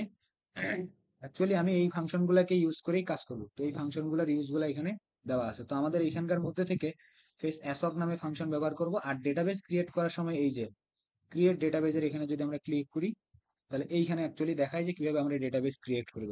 ডেটাবেস ক্রিয়েট করার জন্য কি করতে হবে, প্রথমে সার্ভারের নাম লিখতে হবে। তো আমরা যেহেতু জ্যাম্পে রান করাচ্ছি, জ্যাম্প হচ্ছে লোকাল হোস্ট, এবং একটা ইউজার নেম দিতে হবে, একটা পাসওয়ার্ড দিতে হবে, এবং কানেকশনটা এভাবে ক্রিয়েট করতে হবে। নিউ লিখে মাই এসকিউএলআই লিখতে হবে, তার ভিতরে প্রথমে সার্ভার নেম, তারপর ইউজার নেম, তারপর পাসওয়ার্ড, সবার শেষে ডেটাবেজের নাম দিতে হয়। এখানে ওটা দেয় নাই, ওটা হয়তো নিচে অন্য কোনোখানে আছে, যে ক্রিয়েট টেবিল বা এই ধরনের এগুলাতে কোনো একটাতে থাকবে।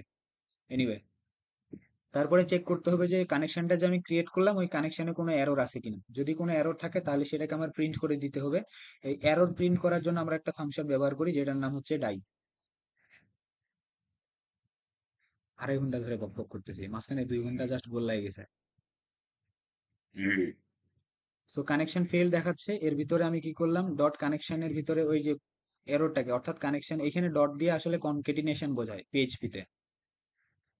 হ্যারির একটা ভিডিও দেখছিলাম, সেখানে সে 2.5 ঘন্টার মধ্যে মনে হয় পিএইচপিটাকে কমপ্লিট করছে। ওইটা বেসিক সিনটেক্স দেখছি, দেখার পর এগুলাকে তো ঠিক করে না, ওখানে জাস্ট ভেরিয়েবল টেরিয়েবল এইসব দেখাইছে।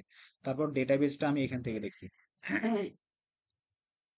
ওকে, সো কানেকশন যখন ক্রিয়েট হয়ে গেল, তারপরে সেই কানেকশনটা আসলে এরর কোনো আসছে কিনা সেটা চেক করার জন্য আমি চেক করব যে কি, এই যে কন, তারপর কি কানেকশন এরর।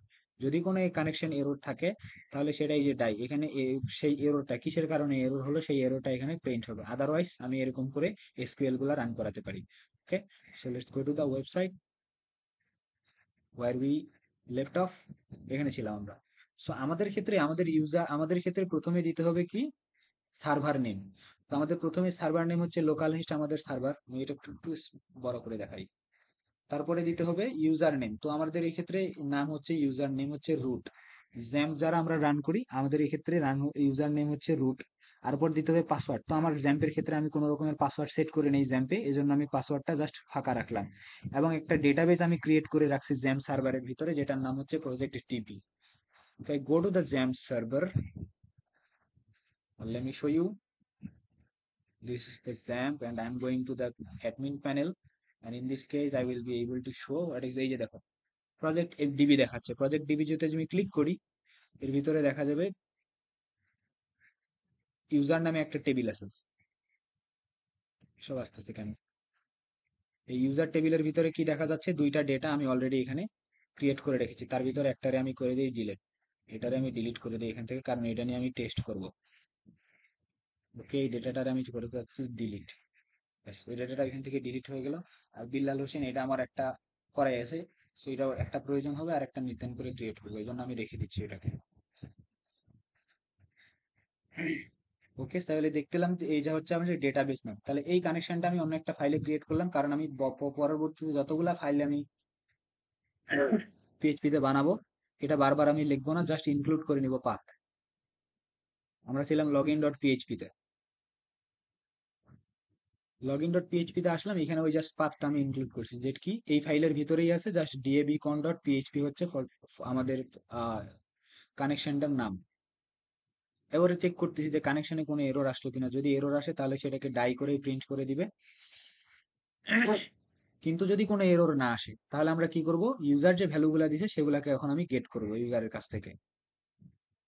সো ইউজার আমাদের কি কি ভ্যালু পাঠাইছে, ইউজার নেম পাঠাইছে, লগ ইন পেজের ক্ষেত্রে শুধুমাত্র ইউজার নেম আর পাসওয়ার্ড পাঠাইছে, এবং কোন মেথডের মাধ্যমে পাঠাইছে আমরা দেখছি পোস্ট মেথডের মাধ্যমে পাঠাইছে। এই যে পোস্ট পোস্ট মেথডে যেহেতু পাঠাইছে, তাহলে আমাদের কিভাবে লিখতে হবে, $সাইন পোস্ট, এবং পোস্ট একটা অ্যারে, তার ভিতরে অ্যাসোসিয়েটিভ অ্যারে এটা, অর্থাৎ ওইখানে কি এবং ভ্যালু আকারে পেয়ার আকারে ভ্যালুগুলো সাজানো থাকে এরকম একটা অ্যারে। তার ভিতরে ইউজার নেম একটা ফিল্ড আছে যেটার ভ্যালু দেওয়া আছে, ফর এক্সাম্পল আমি যেহেতু ইউজার দিছি বিল্লাল 0845, এরকম হয়ে ভ্যালুটা ওখানে স্টোর হয়ে আছে। তারপর আরো একটা ভ্যালু আছে যেটার নাম হচ্ছে পাসওয়ার্ড। এই পাসওয়ার্ডের ভিতরে যে পাসওয়ার্ডটা ইউজার দিছে ওই পাসওয়ার্ডটা এখানে আছে। ওকে, সো এরকম করেই থাকে, এখানে একটা এরকম দেওয়া থাকে, কারণ বোঝায় যে এটা দিয়ে এটা একটা টোটাল একটা ডেটা, এরকম করে থাকে। অর্থাৎ প্রথম ডেটাটা এখানে, তারপরে ডেটাগুলো এরকম করে এই পোস্ট নামক অ্যারোটার ভিতরে আসে।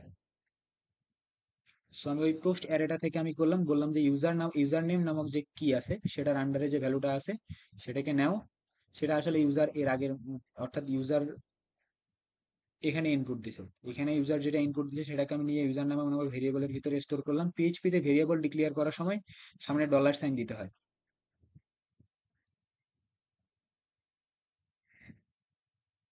এরপরে পাসওয়ার্ডটাকে নিলাম, ইউজার নেম নিলাম, এবার আমি একটা এসকিউএল কোয়েরি লিখতেছি। কোয়েরিটাকে ভাবে লিখলাম যে select all from user, user table থেকে সবগুলা ডেটা নিয়ে আসো। কোন ডেটাগুলোকে, যেখানে ইউজার নেমটা এই যে ইউজার যে নেম দিছে এই ইউজার নেমের সাথে ম্যাচ করবে। তাহলে এই এসকিউএলটা যদি আমি রান করি, এখানে এখনো রান করিনি, এসকিউএলটাকে জাস্ট লিখলাম, একটা এসকিউএল নামক ভেরিয়েবলের ভিতরে আমি রাখলাম। এবার এসকিউএলটাকে রান করানোর জন্য আমাকে সার্ভার কানেকশনের সাথে ভেরিয়েবলটা নিতে হবে। তাহলে এই যে কানেকশন ডট কোয়েরি, আমরা যখনই কোনো কোয়েরি রান করাবো তখন এরকম করে কানেকশনটা নিতে হবে। কানেকশনটা আমি এইখানে ডিএবিকন নামক ভেরিয়েবলের ডিএবিকন নামক ডিএবিকন ডট পিএইচপি নামক ফাইলের ভিতরে আমি ক্রিয়েট করে রেখেছিলাম। আমি জাস্ট একটু আগে যেটা ওপেন করলাম,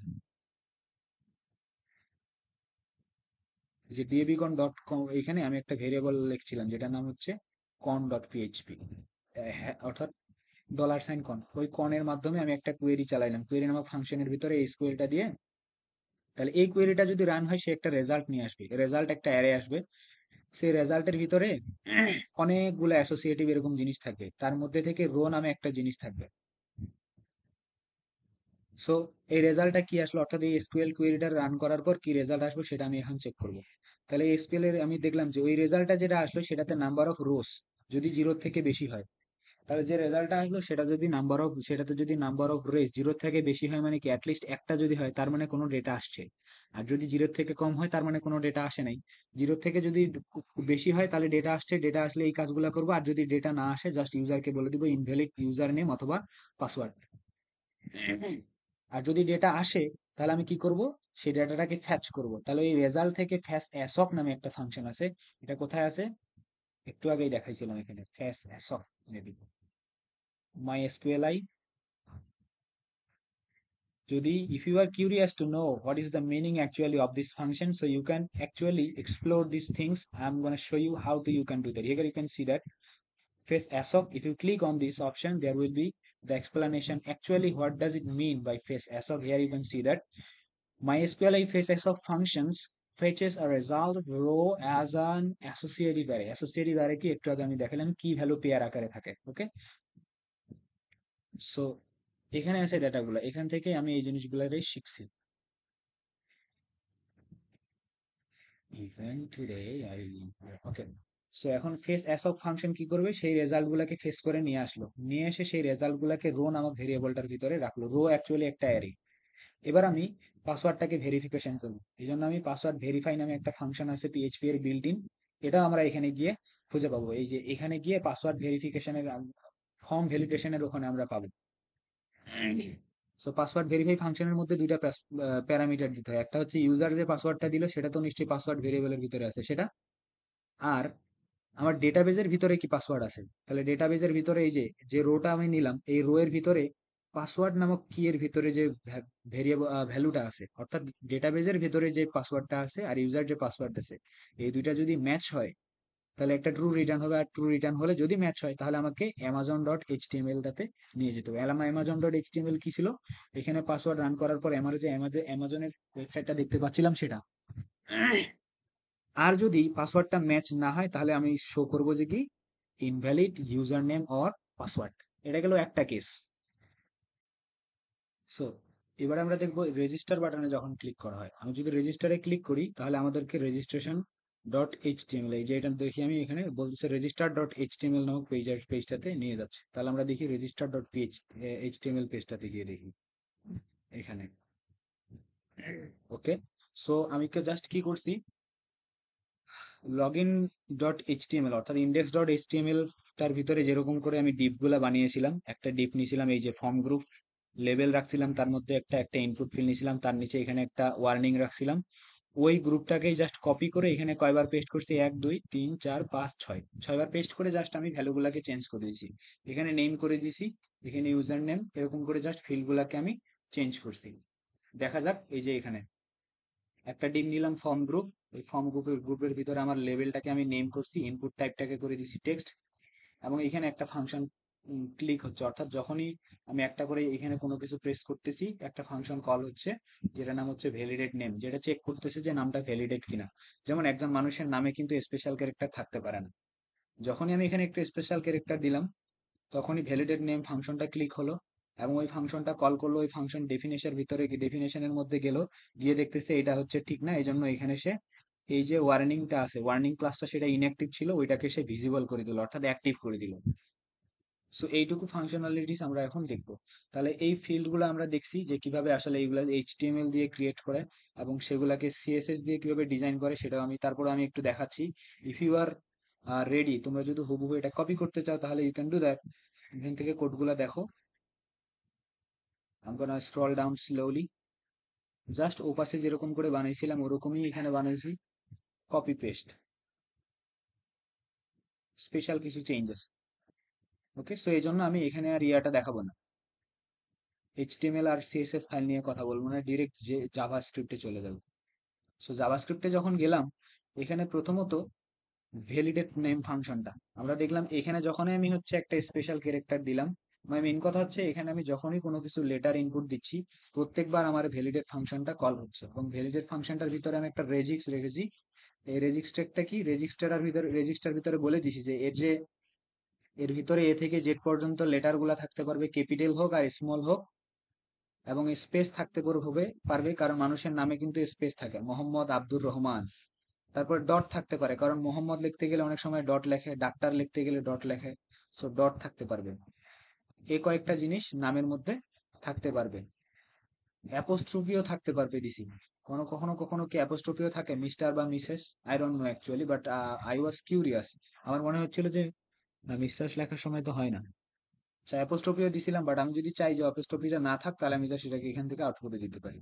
ওকে, সো এরপরে কি, হ্যাঁ এটা হচ্ছে রেজিস্টার, মানে এই প্যাটার্নটা একটা নামের মধ্যে থাকতে হবে, এই প্যাটার্নটাকে ভায়োলেট করলেই আমি এখানে একটা ওয়ার্নিং শো করব। তাহলে নেম প্যাটার্ন নিলাম, এবং ইউজার যে নেমটা দিছে সেটাকেও তো আমাকে নিতে হবে। তাহলে ইউজার যে নেমটা দিছে সেটা কোন আইডির ভিতরে, ইউজার যে নেম দিছিল এই ইনপুট ফিল্ডটা, এই ইনপুট ফিল্ডের ভিতরে আমরা আইডি দিছিলাম নেম, ওই আইডিটাকে অ্যাক্সেস করে সেখান থেকে আমরা ভ্যালুটা নিয়ে আসলাম, ওই আইডির আন্ডারে যে ভ্যালুটা আছে ওই ভ্যালুটাকে আমি নিলাম, নিয়ে নেমের ভিতরে রাখলাম। তাহলে ইউজারের দেওয়া নেমটা নেম নামক ভেরিয়েবলের ভিতরে আছে, আর প্যাটার্ন নামক নেম প্যাটার্ন নামক ভেরিয়েবলের ভিতরে আছে। এবার আমি চেক করতেছি যে নেম প্যাটার্নের ভিতরে যে প্যাটার্নটা আছে ওই প্যাটার্নটার সাথে টেস্ট একটা ফাংশন আছে ডট টেস্ট, এ কি করে ম্যাচ করে দেখে যে এই টেস্ট ফাংশনের ভিতরে আমরা যা দিব এটার ভেতরে এই প্যাটার্নটা ম্যাচ করে কিনা সেটা চেক করবে। যদি ম্যাচ না করে, এই যে নট ইকুয়াল নট সাইন, যদি ম্যাচ না করে তাহলে একটা মেসেজ দিতে হবে কোথায়, নেম ওয়ান নামক যে আইডিটা আছে সেই আইডির ইনার টেক্সটে, সেই আইডির টেক্সটে আমি লিখে দিব আমরা নেম ওয়ান নামক দেখছি। আমি যদি একটু দেখাই, এই যে নেম ওয়ান নামে যে ডিফটা আছে তার ইনার টেক্সটে কিন্তু কিছুই ছিল না, ইনার টেক্সট বলতে এই জায়গাগুলোতে আমরা যা লিখি, সে এর ইনার টেক্সটে কিছুই ছিল না, বাট আমি জাভাস্ক্রিপ্টের মাধ্যমে ওইখানে অ্যাড করতেছি। জাভাস্ক্রিপ্ট বললাম যে ওইখানে লিখে দিতে হবে কি, please enter a valid name, এইখানে যেন লেখাটা আসে। আর যদি নেম প্যাটার্নের সাথে আমার ইউজারের দেওয়া নেমটা ম্যাচ করে তাহলে যেন কোনো কিছু না দেখায়, এই জন্য জাস্ট আমি এখানে ইমটি রেখে দিছি, ফাঁকা দেখায় দেখায়। ওকে, তো এটা গেল নেম ভ্যালিডেশনটা। এবার দেখি ভ্যালিডেশন, এবার কি ফাংশন ভ্যালিডেশন ইউজার নেমটা কিভাবে ভ্যালিডেশন করতে হবে। আমরা জানি ইউজার নেমে কি থাকতে পারবে না, কোনো রকমের স্পেস থাকতে পারবে না। ইউজার নেমে সবই থাকতে পারবে, special character, small character, underscore সব থাকতে পারবে, বাট কোনো রকমের স্পেস থাকা যাবে না, যখনই আসবে স্পেস তখন যেন মেসেজ শো হয় white space is not allowed. এই জন্য আমি একটা প্যাটার্ন লিখছি, ইউজার নেম প্যাটার্নে জাস্ট এখানে আমরা জানি স্পেসের জন্য ব্যাকস্ল্যাশ এস দিতে হয়, এবং ইউজার যে ভ্যালুটা দিল সেই ভ্যালুটা আমি নিলাম। নেওয়ার পর এখানে চেক করতেছি যে ইউজার নেমের যে প্যাটার্ন আছে সেটার সাথে এবার কিন্তু এখানে নট দেই নেই, কারণ কি জাস্ট আমি খুঁজবো যে ইউজার যে ভ্যালুটা দিল ওটার ভিতরে কোনো স্পেস আছে কিনা। যদি স্পেস থাকে তাহলে মেসেজ শো করে দিব। তাহলে user name pattern dot test ফাংশনের ভিতরে আমি ইউজার নেম দিয়ে দিলাম। সেই ইউজার নেমের ভেতরে যদি কোনো রকমের স্পেস থাকে তাহলে আমি মেসেজ শো করবো যে white space is not allowed. আর যদি না থাকে তাহলে জাস্ট কোনো কিছুই নেই, কোনো অসুবিধা নেই। এবার কি ফাংশন ভ্যালিডেট ইমেল, ইমেলটাকে ভ্যালিডেশন রাখার জন্য এটা একটা রেজিক্স যেটা আমি জেনারেট করাইছিলাম। এই রেজিক্স গুলা কিভাবে জেনারেট করতে হয় সেটা আমি ফার্স্ট ভিডিওটাতে দেখাইছি। যে রেজিক্স নামক একটা ওয়েবসাইটে গিয়ে সেখানে কন্ডিশন গুলা দিলেই রেজিক্সটা জেনারেট হয়। সো এখানে বলতেছে অ্যাট দ্য রেট থাকতে হবে, একটা অ্যাট দ্য রেটের সামনে একটা ডট থাকতে, অ্যাট দ্য রেটের সামনে ডট থাকতে পারে, অনেকগুলা কোনো কিছু এখানে প্যারাগ্রাফ থাকতে পারে, কিন্তু অ্যাট দ্য রেটের পর একটা ডট থাকতে হবে এবং কম থাকতে হবে। এবং এখানে কি বলছে, এখানে 2,4 দিয়ে কি বুঝাইছে আমি জানি না, আমি জাস্ট এখানে কন্ডিশন অ্যাড করেছিলাম, সে আমাকে রেজিক্সটা প্রোভাইড করে দিছে। সো ইমেলের যে প্যাটার্নটা থাকে স্ট্যান্ডার্ড প্যাটার্নটা, ওই প্যাটার্নটাকে আমি ইমেল প্যাটার্ন নামক ভেরিয়েবলের ভিতরে রাখলাম, আর ইউজার যে ইমেলটা ইনপুট দিছে সেই ইমেলটাকে আমি অ্যাক্সেস করলাম এই যে ইমেল আইডি দিয়ে, দিয়ে আমি এই ইমেল নামক ভেরিয়েবলের ভিতরে রাখলাম। এবার আমি চেক করতেছি যে ইমেল প্যাটার্নের ভিতরে যদি না থাকে, কি না থাকে, যে ইউজার যে ইমেলটা দিছে তার ভিতরে যদি আমার ইমেল প্যাটার্নটা ফলো না করে, অর্থাৎ এই প্যাটার্নটা যদি ওখানে না থাকে, তাহলে যেন মেসেজ শো করে যে please inter a valid email, otherwise কোনো কিছু যেন শো না করে। সিমিলারলি পাসওয়ার্ডটাও আমরা জানি, এটা আমরা অলরেডি এর আগের বার দেখছি, যে পাসওয়ার্ডের ভিতরে কি থাকতে হবে, এ টু জেড, অর্থাৎ স্মল লেটার থাকতে হবে, ক্যাপিটাল লেটার থাকতে হবে, 0 থেকে 9 পর্যন্ত ডিজিট থাকতে হবে, এবং যে কোনো একটা স্পেশাল ক্যারেক্টার গুলা থাকতে হবে, এবং অ্যাটলিস্ট 8 ডিজিটের হতে হবে। এখানেও আমি চেক করতেছি যে পাসওয়ার্ড প্যাটার্নের সাথে ইউজারের দেওয়া পাসওয়ার্ডটা যদি ম্যাচ না করে তাহলে যেন এটা শো করে, আর যখনই ম্যাচ করবে সাথে সাথে যেন ওখান থেকে ইউরোটা চলে যায়, গিয়ে এই যে এমটি হয়ে যায় জায়গাটা, ইনার টেক্সটটাতে যখন যেন এখানে এমটি হয়ে যায়, এখানে এমটি, কোনো কিছু না দেওয়া মানে এমটি হওয়া।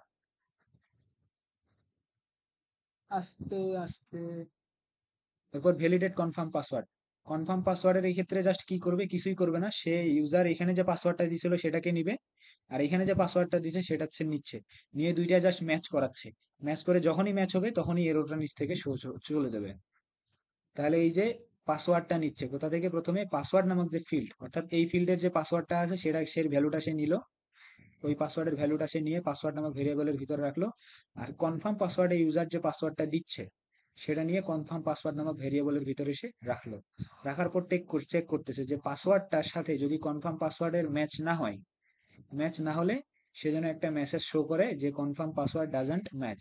আর যদি ম্যাচ হয় তাহলে এটার ভেতরে ঢুকবে না, এইখানে চলে আসবে, এসে কোনো রকমের এরর রাখবে না, এররটাকে সে সরিয়ে দিবে। এবার টগল পাসওয়ার্ড ভিজিবিলিটি, এটাতে ক্লিক করলে কি কাজ হবে, যদি ইনপুট ফিল্ডের টাইপ পাসওয়ার্ড থাকে সেটাকে সেভ করে দিবে টেক্সট, আর টেক্সট হলে সেটাকে করে দিবে পাসওয়ার্ড। আইকন যদি বর্তমান সময় এখানে কি আছে, হাইড আইকন আছে, এটাতে ক্লিক করলে কি হচ্ছে, হাইড আইকন, এই যে এটা হচ্ছে হাইড আইকন আর এটা হচ্ছে ভিউ আইকন। সো এটাতে ক্লিক করলে ভি আইকনটা হয়ে যাবে হাইড আইকন, আর হাইড আইকনে হয়ে যায় ভিউ আইকন, ওটা আমি বোঝাইছি এর আগে। এবং সবার শেষে যখন ফাইলটা সাবমিট হবে, এইখানে যখন ফাইনটা, এই যে ফর্মটা যখন সাবমিট হবে, সাবমিটের আগে অন সাবমিট নামক ইভেন্টটা ক্লিক হবে, এবং এই ইভেন্টের আন্ডারে এই ভ্যালিডেট ফর্মটাকে কল করবে, এবং ভ্যালিডেট ফর্ম যদি রিটার্ন করে ট্রু তাহলে এই ফর্মটা সাবমিট হবে, আদারওয়াইজ এটা সাবমিট হবে। তাহলে ভ্যালিডেট ফর্ম এখন দেখি, এই ভ্যালিডেট ফর্ম আসলে কি করবে, সে সবগুলা ফাংশনকে কল করবে, উপরে যতগুলা ফাংশন আমরা ক্রিয়েট করছিলাম সবগুলার এসে কল করলো, কল করে দেখবে কোনো একটাতে এরর আসছে কিনা, ওয়ার্নিং গুলা চেক করবে, কোয়েরি সিলেক্টর অল এর মাধ্যমে যতগুলা ওয়ার্নিং নামে ক্লাস আছে সবগুলাকেই সে অ্যাক্সেস করতেছে, অ্যাক্সেস করে দেখতেছে কোনো একটা ওয়ার্নিং এর ভেতরে যদি এরকম ফাঁকা না থাকে। ফাঁকা কখন থাকবে, যদি ওয়ার্নিং না থাকে, সবগুলা কারেক্ট যদি থাকে তাহলে এরকম কোন রকমের ওয়ার্নিং শো করবে না। আর যদি ওয়ার্নিং শো না করে তাহলে ইন্টার সে ট্রু রিটার্ন করবে। আর যদি কোনো একখানে ওয়ার্নিং শো করে, ওয়ার্নিং শো করবে কখন, যদি কোনোটার এরর এর ভেতরে ইমটি না হয়, এরর ইমটি হওয়া মানে হচ্ছে এরর না থাকা, আর যদি এরর এমটি না হয় তার মানে এরর আছে। এই যে এখানে বলছে ইফ ইনার টেক্সটের ভ্যালু যদি এমটি না হয় তার মানে এমটি এরর আছে, আর এরর থাকলে রিটার্ন করবে ফলস। আর রিটার্ন ফলস বললে কি হবে, prevent from submission of any warnings আর ডিসপ্লে। ওকে। আর যদি এখানে ভিতরে ঢুকতে নাই হয়, এইদিকে কোনো একটা জায়গাতে যদি রিটার্ন ফলস না আসে, তাহলে সবার শেষে আমি কি করব, রিটার্ন ট্রু করে দিব। তার মানে the form is allowed to submit the data into the database, and when the when the user will be clicking on this register option, then if the validation is permitted, then the user will go to the register.php file, এখানে চলে আসবে। এখানে আমি just কি করছি, database কানেকশনটাকে আগে এখানে database কানেকশনটাকে include করলাম, করার পর চেক করতেছি যে কোনো রকমের এরর আছে কিনা। যদি এরর থাকে তাহলে সেটা ডাই হয়ে এখানে শো করবে, আমার স্ক্রিনের মধ্যে শো করবে। আর যদি না থাকে তাহলে আমাকে কি করতে হবে, এই যে পোস্ট ফাংশনের মাধ্যমে, যেহেতু পোস্ট মেথডের মাধ্যমে ইউজার কি করতেছে, আমি এটাকে একটু ফরম্যাটিং করি। এই যে ইউজার যেহেতু পোস্ট মেথডের মাধ্যমে ডেটা পাঠাইছে, তাহলে আমাকে রিসিভও করতে হবে পোস্টের মাধ্যমে। তাহলে $সাইন পোস্ট এর ভিতরে, এটা আমরা জানি পোস্ট একটা অ্যাসোসিয়েটিভ অ্যারে, এর ভিতরে আমি দেখলাম যে নেম নামক ফিল্ডের ভিতরে যে ইউজার ভ্যালুটা পাঠাইছে সেটাকে নাও, এবং নেম নামক ভেরিয়েবলের ভিতরে স্টোর করো। ইউজার যে ইউজার নেম দিছে সেটা ইউজার নেমে রাখো, ইমেল যেটা দিছে ইমেলের ভিতরে রাখো, এবং পাসওয়ার্ড যেটা দিছে সেটাকে আগে হ্যাশিং করো। হ্যাশিং করা মানে কি, আমি যদি আমাদের এদিকে যাই, এখানে গিয়ে দেখো আমাদের পাসওয়ার্ড কিন্তু আমি অ্যাকচুয়ালি যে পাসওয়ার্ডটা দিয়েছিলাম ওইটা এখানে নেই, এখানে একটা হ্যাশ ফরম্যাটে আছে, অর্থাৎ পাসওয়ার্ডটাকে সে এনক্রিপ্ট করছে অন্য একটা ডেটার মাধ্যমে, লক করে রাখছে। সো এই পাসওয়ার্ডটাকে হ্যাশ কনভার্ট করার জন্য পাসওয়ার্ড হ্যাশিং ফাংশনটা আমরা ইউজ করি। সো পাসওয়ার্ড হ্যাশ ফাংশনটা কি করলো, পোস্ট মেথডের মাধ্যমে যে পাসওয়ার্ড আসতেছিল সেই পাসওয়ার্ডটাকে হ্যাশিং করে পাসওয়ার্ড নামক ভেরিয়েবলের ভিতরে রাখলো। এরপর ক্রিয়েটেড অ্যাট নামক একটা ভেরিয়েবলকে সে ক্রিয়েট করলো। ক্রিয়েটেড অ্যাড ভেরিয়েবলের প্রয়োজন কেন, কারণ আমরা এখানে রাখতে চাচ্ছি একটা টাইম স্ট্যাম্প, যে ইউজার যখন নতুন একটা ইউজার ক্রিয়েট হচ্ছে তখন সে কোন তারিখে ক্রিয়েট হচ্ছে সেই ডেটটা আমরা এখানে রাখতে চাচ্ছি।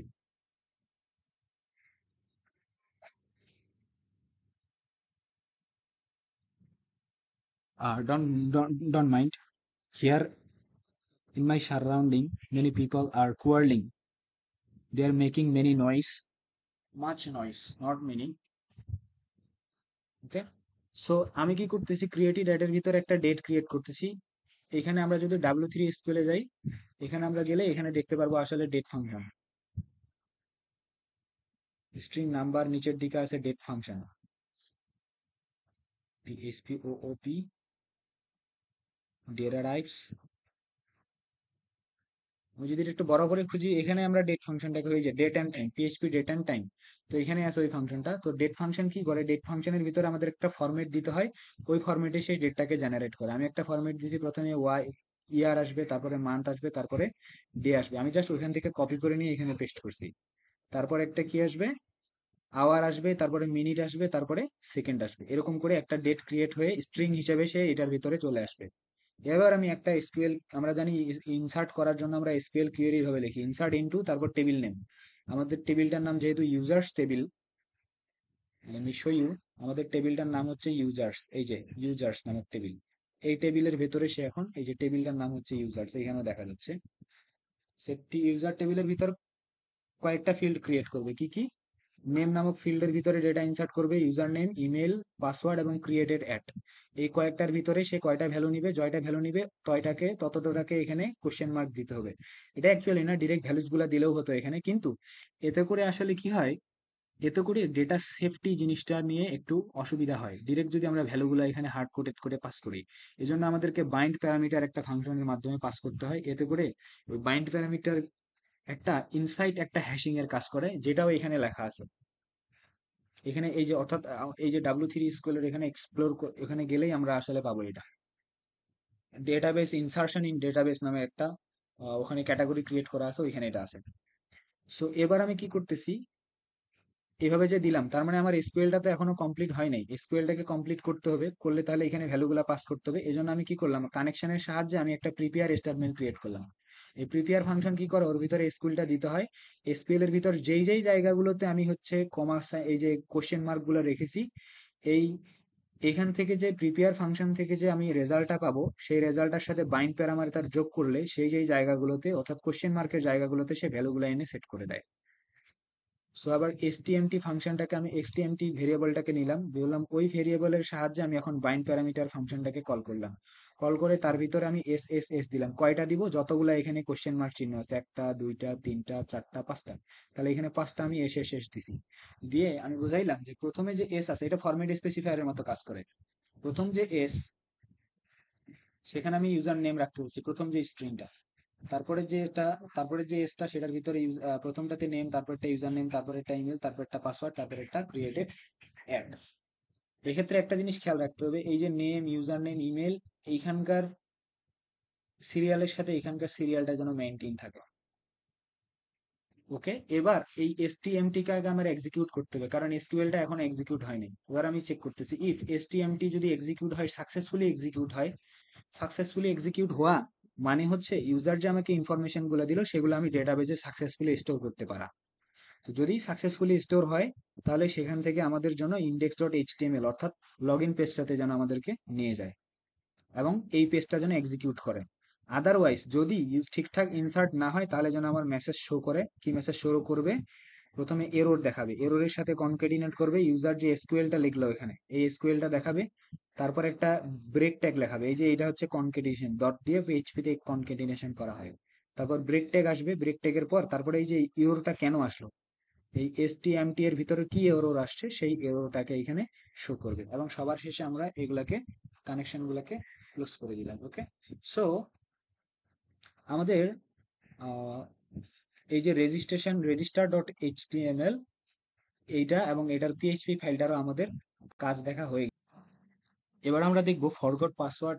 যখন ইউজার এখানে ক্লিক করবে forgot password dot forgot password, এখানে যখন ক্লিক করবে তখন তাকে এরকম একটা পেজে নিয়ে আসবে। তো আমরা এবার এই পেজটাকে ডিজাইন করার কিভাবে কাজ করছি সেটা চলে যাই। তো ফরগট পাসওয়ার্ড ডট চলে আসলো কোথায়? Forgot password dot HTML. এই যে ফরগট পাসওয়ার্ড ডট এইচটিএমএল, এটাকে এক্সপ্লেন করি।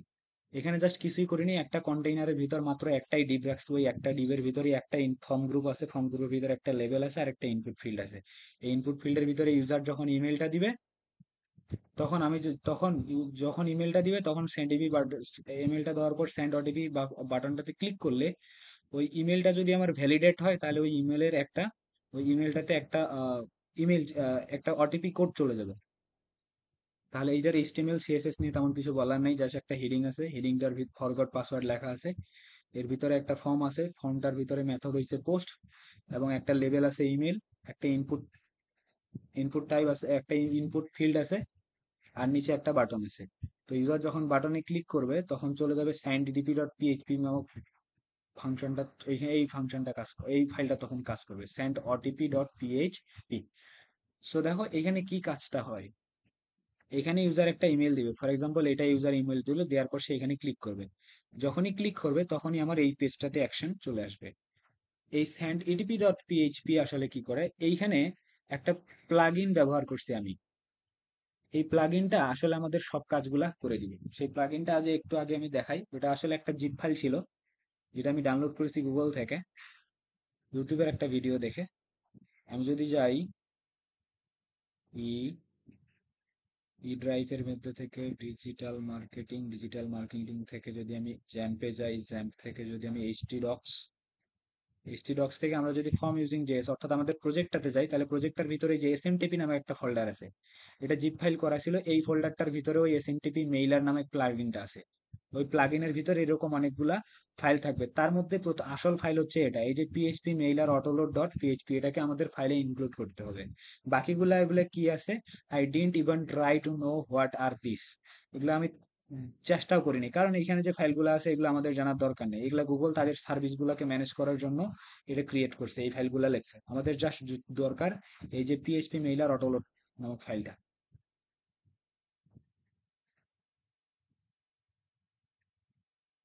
ওকে, সো এই জন্য আমি কি করছি, আমাদের প্রথমে পিএইচপি ফাইলটাতে প্রথমে পিএইচপি ফাইলের সিনট্যাক্স ওপেনিং লিখছি।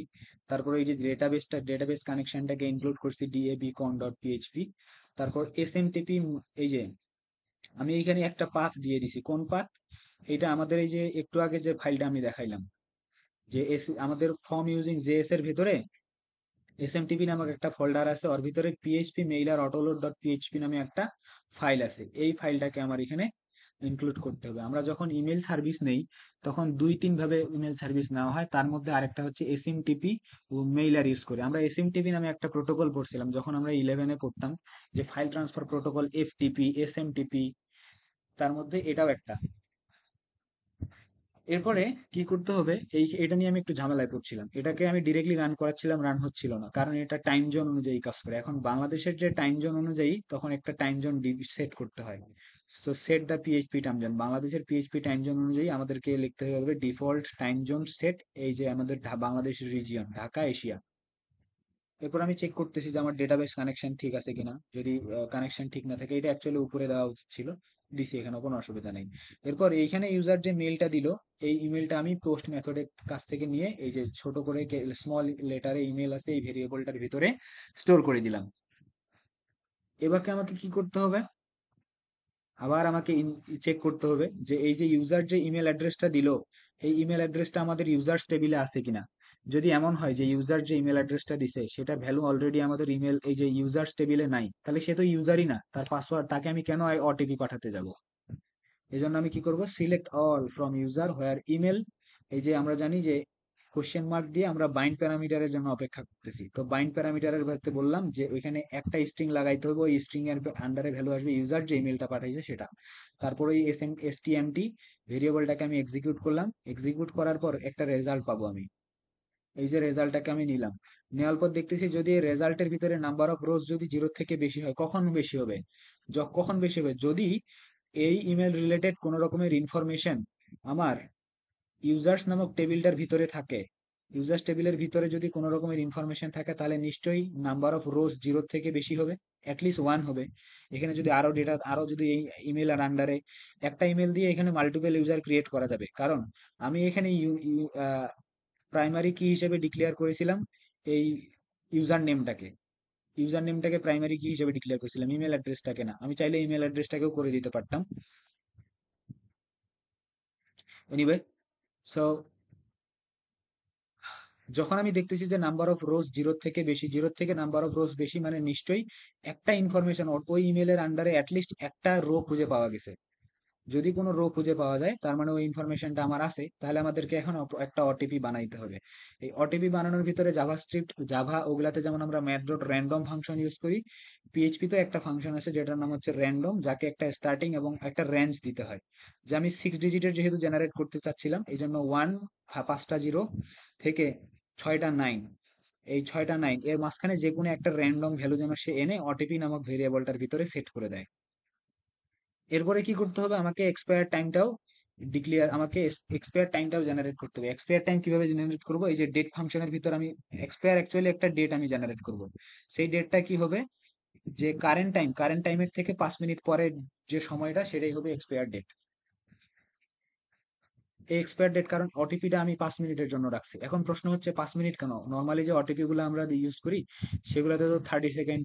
তো তারা আসলে ওরকম প্রমোশনাল এপিআই ইউজ করে, কিন্তু আমি যখন 5 মিনিটের থেকে কম দিচ্ছিলাম, 2 মিনিট দিলেও কাজ করতেছে, বাট লেস দেন যখন 2 মিনিট দিচ্ছিলাম তখন দেখা যাচ্ছে আমি একটা ইমেল আসতে একটু দেরি হচ্ছে, লেজ হচ্ছে, এজন্য তখন জ্যাম হয়ে যাচ্ছে সার্ভারটা। এজন্য এখানে এই যে start to time, starting time থেকে কয় মিনিট প্লাস 5 মিনিট দিয়েছে, তার মানে 5 মিনিট পর্যন্ত এই এক্সপায়ারি ডেটটা থাকবে।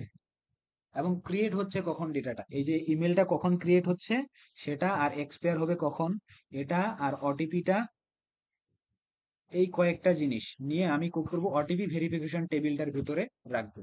এই জন্য নিচে আরেকটা আমি কি করতেছি, এসকিউএল লিখতেছি যে insert into OTP verification table. OTP verification টেবিলের ভিতরে ইনসার্ট করব কোন কোন ফিল্ড। আমি একটু ওটিপি ভেরিফিকেশন টেবিলটা দেখাই। এই যে ওটিপি ভেরিফিকেশন টেবিলটাতে যদি আমি ক্লিক করি,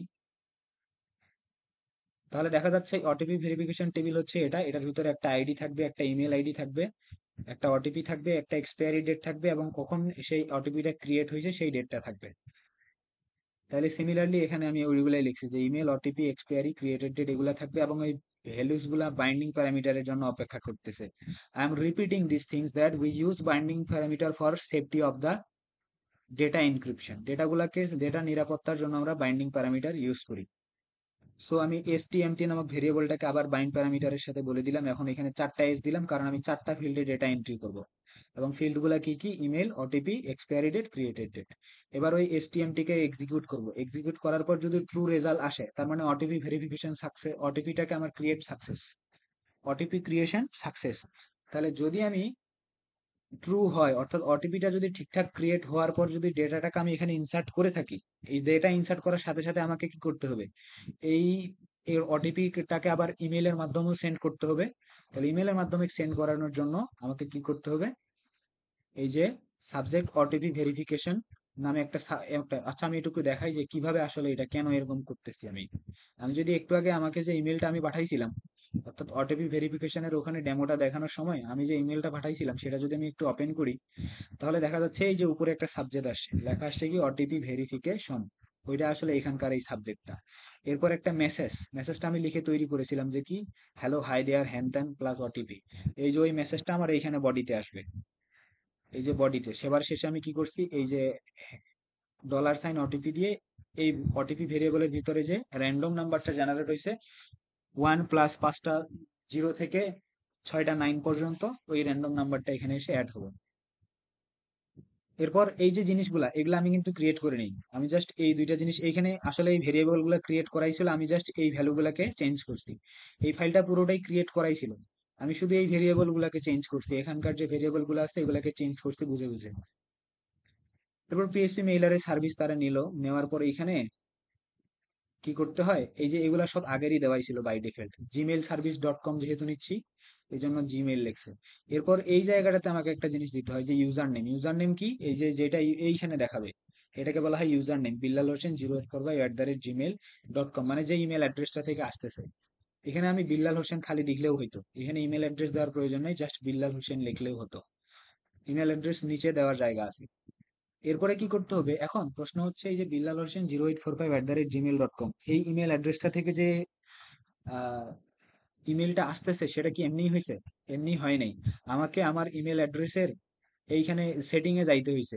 আমার এই ইমেল অ্যাড্রেসের আন্ডারে যে সেটিং আছে সেখানে গিয়ে একটা সার্ভিস ওপেন করতে হয়েছে। ওই সার্ভিসটা যখনই ওপেন করছি, সে আমাকে একটা কোড দিছে, সেটাকে একটা পাসওয়ার্ড হিসেবে একটা কোড দিছে। ওই কোডটাকে আমার এনে এখানে বসাইতে হয়েছে। ওই কোডটা কোথায় বসাইছি? এই যে পাসওয়ার্ড দেখা যাচ্ছে একটা র্যান্ডম এরকম পাসওয়ার্ড, ওই সার্ভিসটা ওখানে ওপেন করে ওই কোডটা আমি এখানে যখন বসাইছি, তখনই আমার ইমেলটা পারমিশন দিছে যে হ্যাঁ, আমার এই ইমেল দিয়ে তুমি ইমেল পাঠাতে পারো। তা না হলে কি, আমার ইমেল দিয়ে যে এসে সবাই কিন্তু ইয়াটা পাঠাতে পারবে না, পাসওয়ার্ডটা। এখন এই ভিডিওটা ক্রিয়েট করার পর কিন্তু আমি এটা জাস্ট চেঞ্জ করে ফেলবে এটা। তা না হলে কি দেখা যাবে, এই ভিডিও দেখার পর অনেকজন আমার ইমেল ইউজ করে সার্ভিস ইমেল পাঠানো শুরু করছে। ওকে, সো এরপর কি, নিচে সেট ফ্রম মানে কোন ইমেল অ্যাড্রেস থেকে আমি ইমেলটা পাঠাতে চাই সেটা দিতে হবে এইখানে। তো আমি ইমেল অ্যাড্রেসটা দিছি, দেওয়ার পর কোন ইমেল অ্যাড্রেস আমি পাঠাবো সেটা দিতে হবে এই জায়গায়। তো আমাদের যেহেতু ইউজার যে ইমেলটা দিছে সেটাই আমার এই যে $ইমেল নামক ভেরিয়েবলটার ভিতরে স্টোর হয়ে আছে, সেটা আমি এখানে দিলাম। তারপরে এই যে এই জিনিসটা না দিতে পারার জন্য অনেক ঝামেলা করতে হয়েছে। বাংলাদেশের যে টাইম ফরম্যাট সেটা হচ্ছে UTF-8 অনুযায়ী চলে। আরেকটা আছে UTC+6। সো UTC+6 কাজ করতেছিল না, এই জন্য UTF-8 দিয়ে কাজ করাইছে। এরপর ইমেলের সাবজেক্ট বলতে হবে, তো সাবজেক্ট এখানে ইনক্লুড করতে হবে। তো সাবজেক্ট তো আমি একটু আগে এখানে ক্রিয়েট করছিলাম। এই যে সাবজেক্ট এখানে কি দিয়েছিলাম, যে ওটিপি ভেরিফিকেশন। আর মেসেজটাও আমি মেসেজ নামক ভেরিয়েবলের ভিতরে রাখছি, ওগুলাকে আমি এখানে বাইন্ড করে দিছি। যে আমার ইমেলের সাবজেক্টটা এখানে দিছি, মেসেজটা এখানে দিছি, দেওয়ার পর এই যে এই জিনিসগুলো কি আমি জানি না, এগুলো এখানে ইনক্লুড করাই ছিল। এরপর এই যে মেলটা ফাইনালি এখানে সেন্ড হচ্ছে। তাহলে ইমেলটা যখন সেন্ড হলো, সেন্ডটা যখন সাকসেস হবে, সাকসেস হওয়ার পর আমাকে কি করবে, এই ইমেল থেকে অন্য একটা পেজে নিয়ে আসবে। আমি দেখলাম একটু আগে আমি যখন ওটিপিটা পাঠাচ্ছিলাম, ওটিপিটা পাঠানোর সময় এখানে অপেক্ষা করতেছিল, যখনই ওটিপিটা আমার ইউজার ইমেইলে পাঠাইছে তখনই আমাদেরকে অন্য একটা পেজে নিয়ে গেছে, যেটার নাম হচ্ছে OTP verification.html। আমাকে ওই ফাইলটাতে নিয়ে যাবে। এবং ইন বিটুইন এই সব কাজ করার সময় যদি কোনো রকমের এরর আসে, সেই এররটা এখানে শো করবে।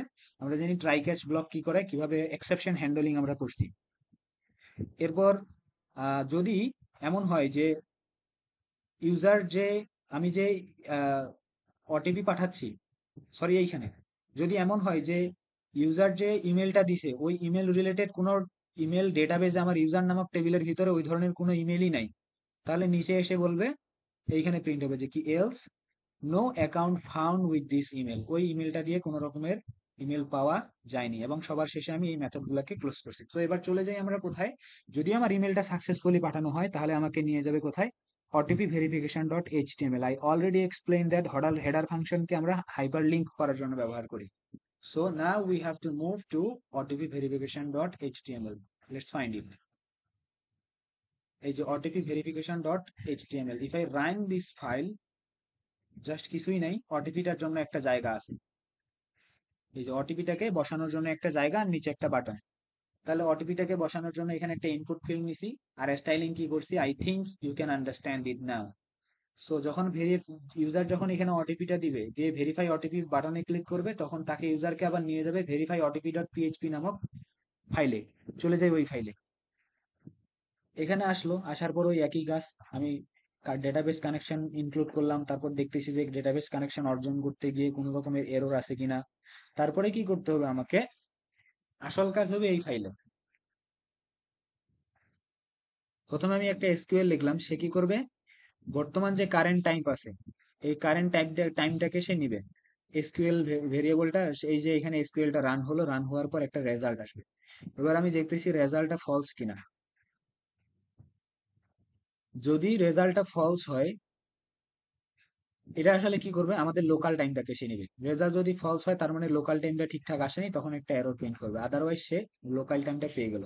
এবার আমি কি করব, এই যে রেজাল্টটা আসছে ওইটার অ্যাসোসিয়েটেড কি কি ভ্যালু আসছে সেগুলো আমি নিয়ে আমার কারেন্ট টাইম নাম রো নামক ভেরিয়েবলটার ভিতরে রাখবো। এটার আসলে কাজ কি, প্রশ্ন হচ্ছে, এটার আসলে কাজ কি, এটার কাজ হচ্ছে ডেটাবেজে এখন কত বাজে।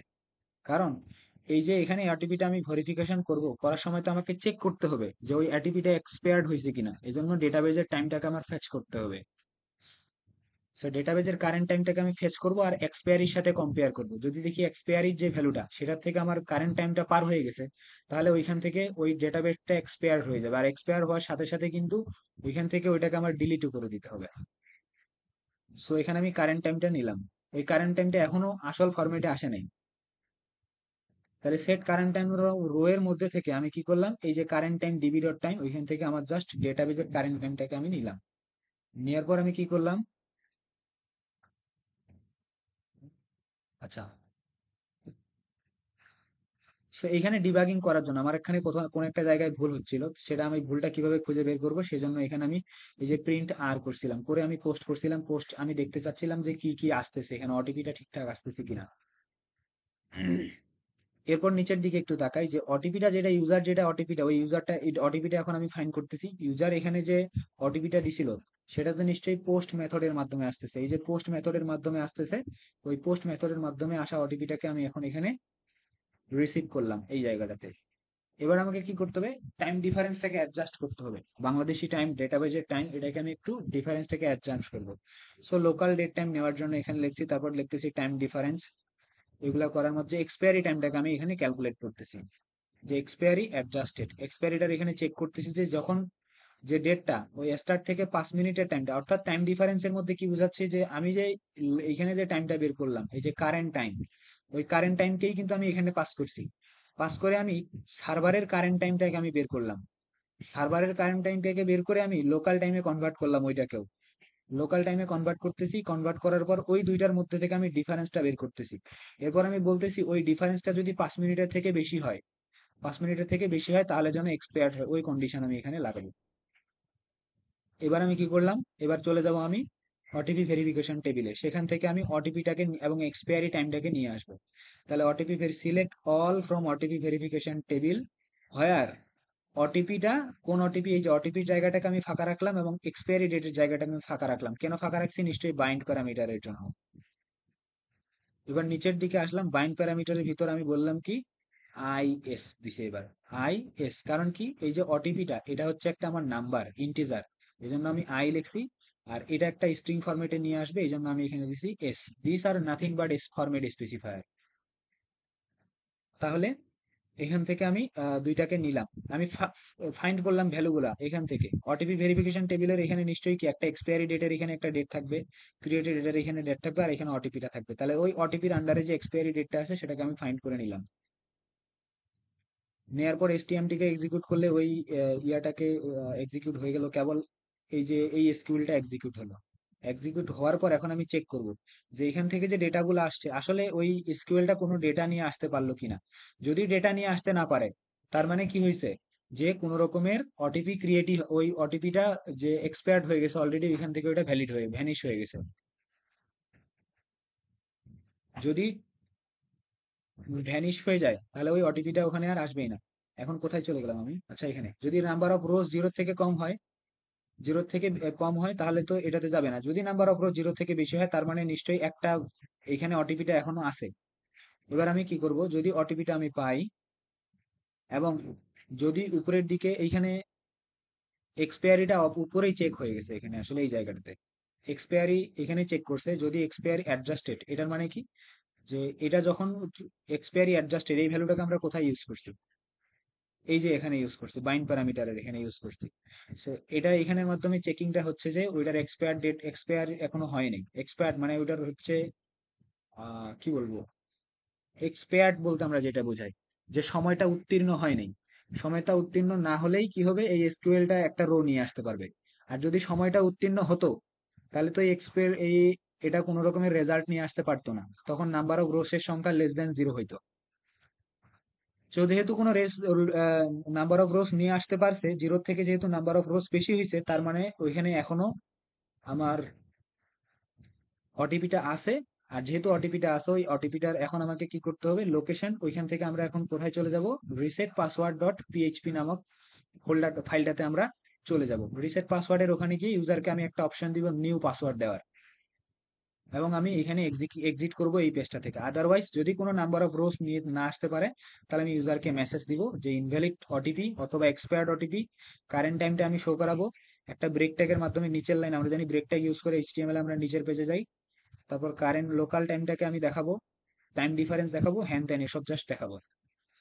তারপর সবার শেষে কানেকশন গুলোকে ক্লোজ করলাম। তাহলে যদি ওটিপিটা ইউজার ঠিকঠাক দেয় এবং এক্সপায়ার্ড না হয়, তাহলে ইউজারকে নিয়ে যাবো রিসেট পাসওয়ার্ড ডট পিএইচপি নামে ফোল্ডারটাতে। তাহলে চলে যায় রিসেট পাসওয়ার্ড ডট পিএইচপি তে।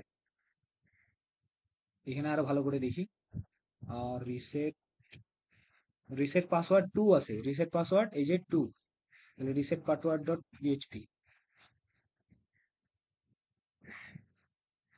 আমি একটা কাজ করি, একটা ডামি ডেটা নিয়ে আমি এখানে টেস্ট করা শুরু করি। তো আমি ধরো এটারই সেন্ড, এটা তুমি ক্লিক করলাম, বলতেছে not account found with this email. কেন ফাউন্ড হয় নাই, কারণ এখানে আমি কি লোকাল হোস্ট দিয়েছিলাম, দিয়েছিলাম তো, তারপরে কোনো রান হলো না। Let me check it.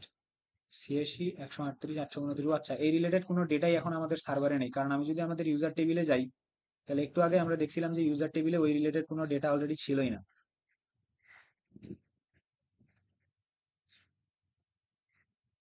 User টেবিলে জাস্ট বিল্লাল নামে, বিল্লাল 845 এই ইমেল অ্যাড্রেসের আন্ডারে ডেটা আছে। তাহলে আমাকে আগে কাজ করতে হবে, আমি নতুন একটা রেজিস্টার করি ওই নাম্বারটা দিয়ে।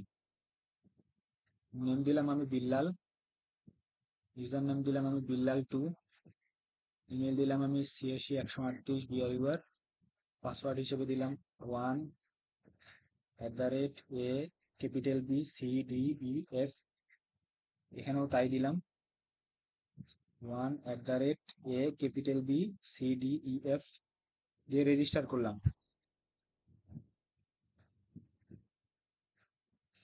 Why it's taking some time, I don't no.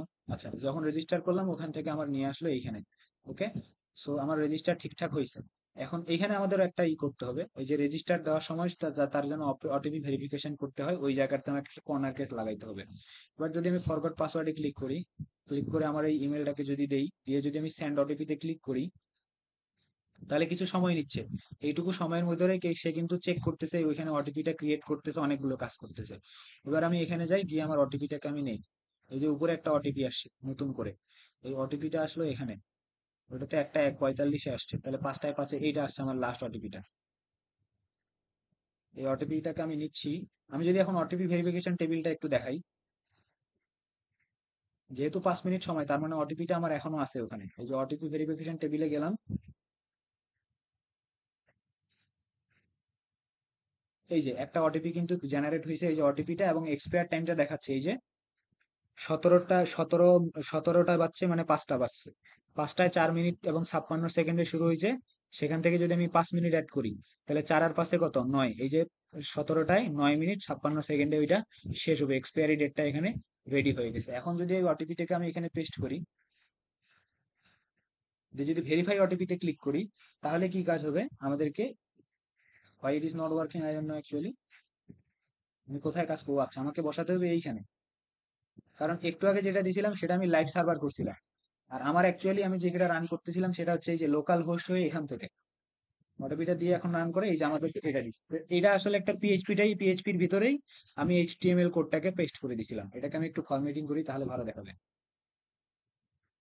So এই সিএসএস এইচটিএমএল সব এখানে ডিজাইন করা আছে। তো আমি এখানে নিউ পাসওয়ার্ড দিব এবং কনফার্ম পাসওয়ার্ড দিব, এবং এই দুইটা যদি ম্যাচ করে তাহলে আমি এখানেও জাভাস্ক্রিপ্টের ভ্যালিডেশন সবকিছু লাগানো আছে নিচের দিকে, এবং এই পাসওয়ার্ডটা যদি ম্যাচ করে তাহলে রিসেট পাসওয়ার্ড ডট এটাতে ক্লিক করার অপশন দিব। তাহলে ইউজার যখন রিসেট পাসওয়ার্ড দিয়ে ক্লিক করবে তখন কোথায় চলে যাবে ইনফরমেশন গুলো, এখান থেকে এই যে ফর্মের ভিতরে বলে দিয়েছে রিসেট পাসওয়ার্ড ডট পিএইচপি, যখন এখানে ইউজার ক্লিক করবে তখন আমাদেরকে এই ইনফরমেশন গুলা নিয়ে পোস্ট মেথডের মাধ্যমে চলে যাবে রিসেট পাসওয়ার্ড ডট পিএইচপি। তো আমি এখানে ক্লিক করলে এখানে ইনফরমেশনটা দেই, আমি একটা নতুন পাসওয়ার্ড এটা দিব, আমি এখন রিসেট পাসওয়ার্ড ডট পিএইচপি তে চলে যাই, যে রিসেট পাসওয়ার্ড ডট পিএইচপি, এই পিএইচপি ফাইলের ভিতরে এখানে আসলো, এসে কি করলো, এই যে ইনক্লুড করলো ডেটাবেস কানেকশন, এবং ডেটাবেসটাকে হচ্ছে চেক করলো যে কানেকশনের ভিতরে কোনো অসুবিধা হলো নাকি। তারপর এই যে ইউজার যে পাসওয়ার্ডটা এখানে দিল, ওই পাসওয়ার্ডটাকে হ্যাশ করবে, পোস্ট মেথডের মাধ্যমে পাসওয়ার্ডটাকে রিসিভ করলো, পোস্ট অ্যারের মধ্যে থেকে পাসওয়ার্ডটাকে নিল, নিয়ে ওই পাসওয়ার্ডটাকে হ্যাশ ফরম্যাটে কনভার্ট করলো, কনভার্ট করার পর পাসওয়ার্ড নামে ভেরিয়েবলের ভিতর সেটাকে স্টোর করলো। স্টোর করার পর কি করতেছে, আবার ওটিপিটাকেও নিল। কেন ওটিপিটাকে নিল, কারণ এই যে ওটিপিটা 5 মিনিটের আগেই যদি কেউ সাবমিট করে, এই ওটিপি থেকে এই পুরো আমি ইনফরমেশনটাকে আবার ডিলিটও করে দিব। তাহলে ওই ওটিপিটাকে আমি এখানে নিলাম, নেওয়ার পর এখানে আমি কি করতেছি, এখানে আমি ডিবাগ করতেছিলাম, ঝামেলা হচ্ছিল, সো এটা দেখলাম না। এখানে দেখো এসকিউএলটাকে আমি একটা কোয়েরি চালাচ্ছি, select all from OTP verification table, যেখানে ওটিপি ইকুয়াল টু এটা। তাহলে এমন হতেই পারে যে আমার তো এখানে জাস্ট একটা সিঙ্গেল ইউজার এই জন্য দেখতেছে, এমন একটা সিস্টেম হতেই পারে যেখানে 1 মিনিটে এরকম 1000 জন ওটিপি ক্রিয়েট করে। তো এই সিস্টেমের ক্ষেত্রে তো আমাকে ওই সাথে সাথে ওটিপিটা ডিলিটও করে দিতে হবে, কারণ তো র্যান্ডমলি আমার ওটিপি আসতেছে, কারোর সাথে মিলেও যেতে পারে। সো এই ওটিপিটাকে আমি ওটিপিটিকে আমি এখানে কি করলাম, ওইখান থেকে আমি ওই ওটিপিটার আন্ডারে যে হচ্ছে রোটা, রো মানে ওই রো এর ভিতরে কি আসবে ভ্যালু, নিশ্চয়ই এই পুরো ইনফরমেশন গুলোই সেই রোটাতে চলে আসবে, সেই রোটা আমি নিলাম। এসকিউএলটা আমি এখানে এক্সিকিউট করলো, ওই এসকিউএলটাকে আমি ওই এসকিউএলটার যে রেজাল্টটা আসলো সেটা আমি এখানে নিলাম। এখন দেখতেছি রেজাল্টের ভিতরে নাম্বার অফ রোস, তো এখানে নাম্বার অফ রোস তো আমাদের একটা, মানে একটাই রেকর্ড, নাম্বার অফ রোজ বলতে কয়টা রেকর্ড বোঝায়। সো রেকর্ডের সংখ্যা যদি 0 থেকে বেশি হয় তার মানে নিশ্চয়ই ওটিপি ভেরিফিকেশন টেবিলে ওই ওটিপিটাকে পাওয়া গেছে। যদি পাওয়া যায় তাহলে ওই রিলেটেড আমি রোটাকে নিয়ে নিলাম, মানে পুরো রোটাকে আমি নিয়ে নিলাম। এখন রো এর ভিতরে আমি ইমেলটাকে আমি দেখতেছি খুঁজে, রো এর ভিতরে যে ইমেলটা আসবে ওইটাকে আমি নিলাম, নিয়ে দেখতেছি যে এই ইমেলটার আমার কেন প্রয়োজন, কারণ আমি কি করব, এইখান থেকে এই ইমেলটা নিব, নিয়ে এই ইমেলটাকে নিয়ে আমি আবার ইউজার টেবিলে যাব, ইউজার টেবিলে গিয়ে ওইখানে ওই ইমেলের আন্ডারে যে ইউজার আছে তার পাসওয়ার্ডটাকে আমি এখন নতুন আপডেটেড পাসওয়ার্ডটা ওখানে আপডেট করে দেবো। এই জন্য আমার তো ইমেল অ্যাড্রেসের প্রয়োজন, এই জন্য আমরা এখানে ইমেল অ্যাড্রেসটাকে নিছি। ওকে, সো এই জন্য এই কাজটা এখানে হচ্ছে যে ইমেলটা ওই ওটিপির আন্ডারে যে ইমেলটা আছে ওই ইমেলটাকে আমি নিলাম, নেওয়ার পর কি করতেছে, আপডেট ইউজার্স, কোন টেবিলে, ইউজার টেবিলে সেট পাসওয়ার্ড, পাসওয়ার্ডটাকে সেট করব হোয়ার ইমেল, এই ইমেলের আন্ডারে যে পাসওয়ার্ডটা আছে ওই পাসওয়ার্ডটাকে আমি এখন আপডেট করবো, আমরা জানি সেট আপডেটের ক্ষেত্রে ইউজ করা হয়। আপডেট করে দিলাম, আপডেট করালেই তো আমার কাজ শেষ হয়ে গেল না, আপডেট করার পর কি করতে হবে, এখান থেকে এই রেকর্ডটাকে আবার ডিলিট করতে হবে। এই জন্য আমি কি করলাম, এই যে আপডেট এই এসকিউএলটাকে আমি আগে এক্সিকিউট করব, তাহলে আপডেট হয়ে যাবে। তো এই এসকিউএলটাকে এক্সিকিউট করলাম, করার পর যদি সাকসেসফুলি এক্সিকিউট হয় তাহলে ট্রু হবে, আর ট্রু হলে ভেতরে ঢুকবো, আদারওয়াইজ এরর আপডেটিং পাসওয়ার্ড এটা মেসেজ শো করবো। তাহলে যদি সাকসেসফুলি হচ্ছে আপডেট হয় তখন আমি কি করব, ডিলিট করব এই রেকর্ডটাকে ওটিপি ভেরিফিকেশন টেবিল থেকে। এই জন্য লিখলাম delete from OTP verification table, where OTP, ওই ওটিপিটার আন্ডারে যে রেকর্ডটা আছে সেটা আমাকে ওটিপি ভেরিফিকেশন টেবিল থেকে ডিলিট করে দাও। এবং ওই এসকিউএলটাকে আমি এখানে রান করলাম। এখন যখনই আপডেট হয়ে যায়, আমার এইখানে আমি যখন পাসওয়ার্ডটা এন্টার করব, নতুন পাসওয়ার্ড দুইটা এন্টার করার পর রিসেট পাসওয়ার্ডে নিয়ে দাও, আমাকে আবার তখন কি করবে, ইন্ডেক্স ডট এইচটিএমএল এ নিয়ে যাবে, ইন্ডেক্স ডট এইচটিএমএল এ লিয়েট করবে, এবং এখানকার কানেকশন গুলোকে আমি করে দিলাম ক্লোজ। ওকে, সো এই ছিল আমাদের প্রজেক্টটা। তখন পরবর্তীতে আবার যদি আমি index.html এ যাই, কোথায় ছিলাম আমি, এখানে ধরো index.html এ গেলাম, গিয়ে আমি তখন আমার নতুন পাসওয়ার্ডটা আমার ইউজার নেম এবং নতুন যে পাসওয়ার্ডটা আমি যেহেতু আপডেট করিনি, আমার আগেরটাকে ইউজ করি, 1 2,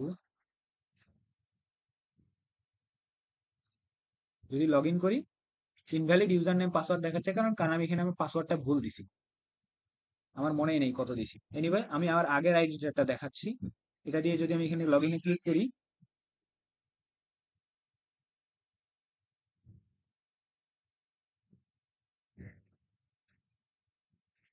1@abcd, আচ্ছা এখানে একটা ক্যাপিটাল লাগবে, এটা ক্যাপিটাল হবে বিটা। ওকে, এখন যদি আমি লগ ইনে ক্লিক করি তাহলে আমাদের চলে আসলো index.html, যদি ঠিকঠাক রান করে তাহলে আমাদেরকে চলে আসবে এখান থেকে। এসে দেখো এটা জাস্ট একটা ডামি ওয়েবসাইট। এখানে আমি কি করছি, অ্যামাজন, আমি আমার সিএসএস প্র্যাকটিসের জন্য অ্যামাজনের যে ফার্স্ট ওয়েবসাইট প্রথম পেজটা আছে সেটাকে আমি জাস্ট এখানে রান করছিলাম। তো এখানে আমি জাস্ট কি করছি, প্রোডাক্ট অ্যাড করছি, প্রোডাক্টের এখানে এখানে আমি আমার ছবিটা দিছি, এখানে দাদুর ছবি, আর এখানে আমাদের আপার ছবি, ওমেন অ্যান্ড ফ্যাশন ক্যাটাগরিতে। তারপর আমাদের একটা জিনিস বাকি আছে এই ওয়েবসাইটটাতে, এখানে আমাদেরকে ইউজার এন্ড লগ এর যে একটা ব্যাপার স্যার বলছিল, এটাকে জানা আমাদেরকে অ্যাড করতে হবে। সো ভিডিওটা এই পর্যন্তই, আশা করি এখান থেকে কিছু শেখা গেছে।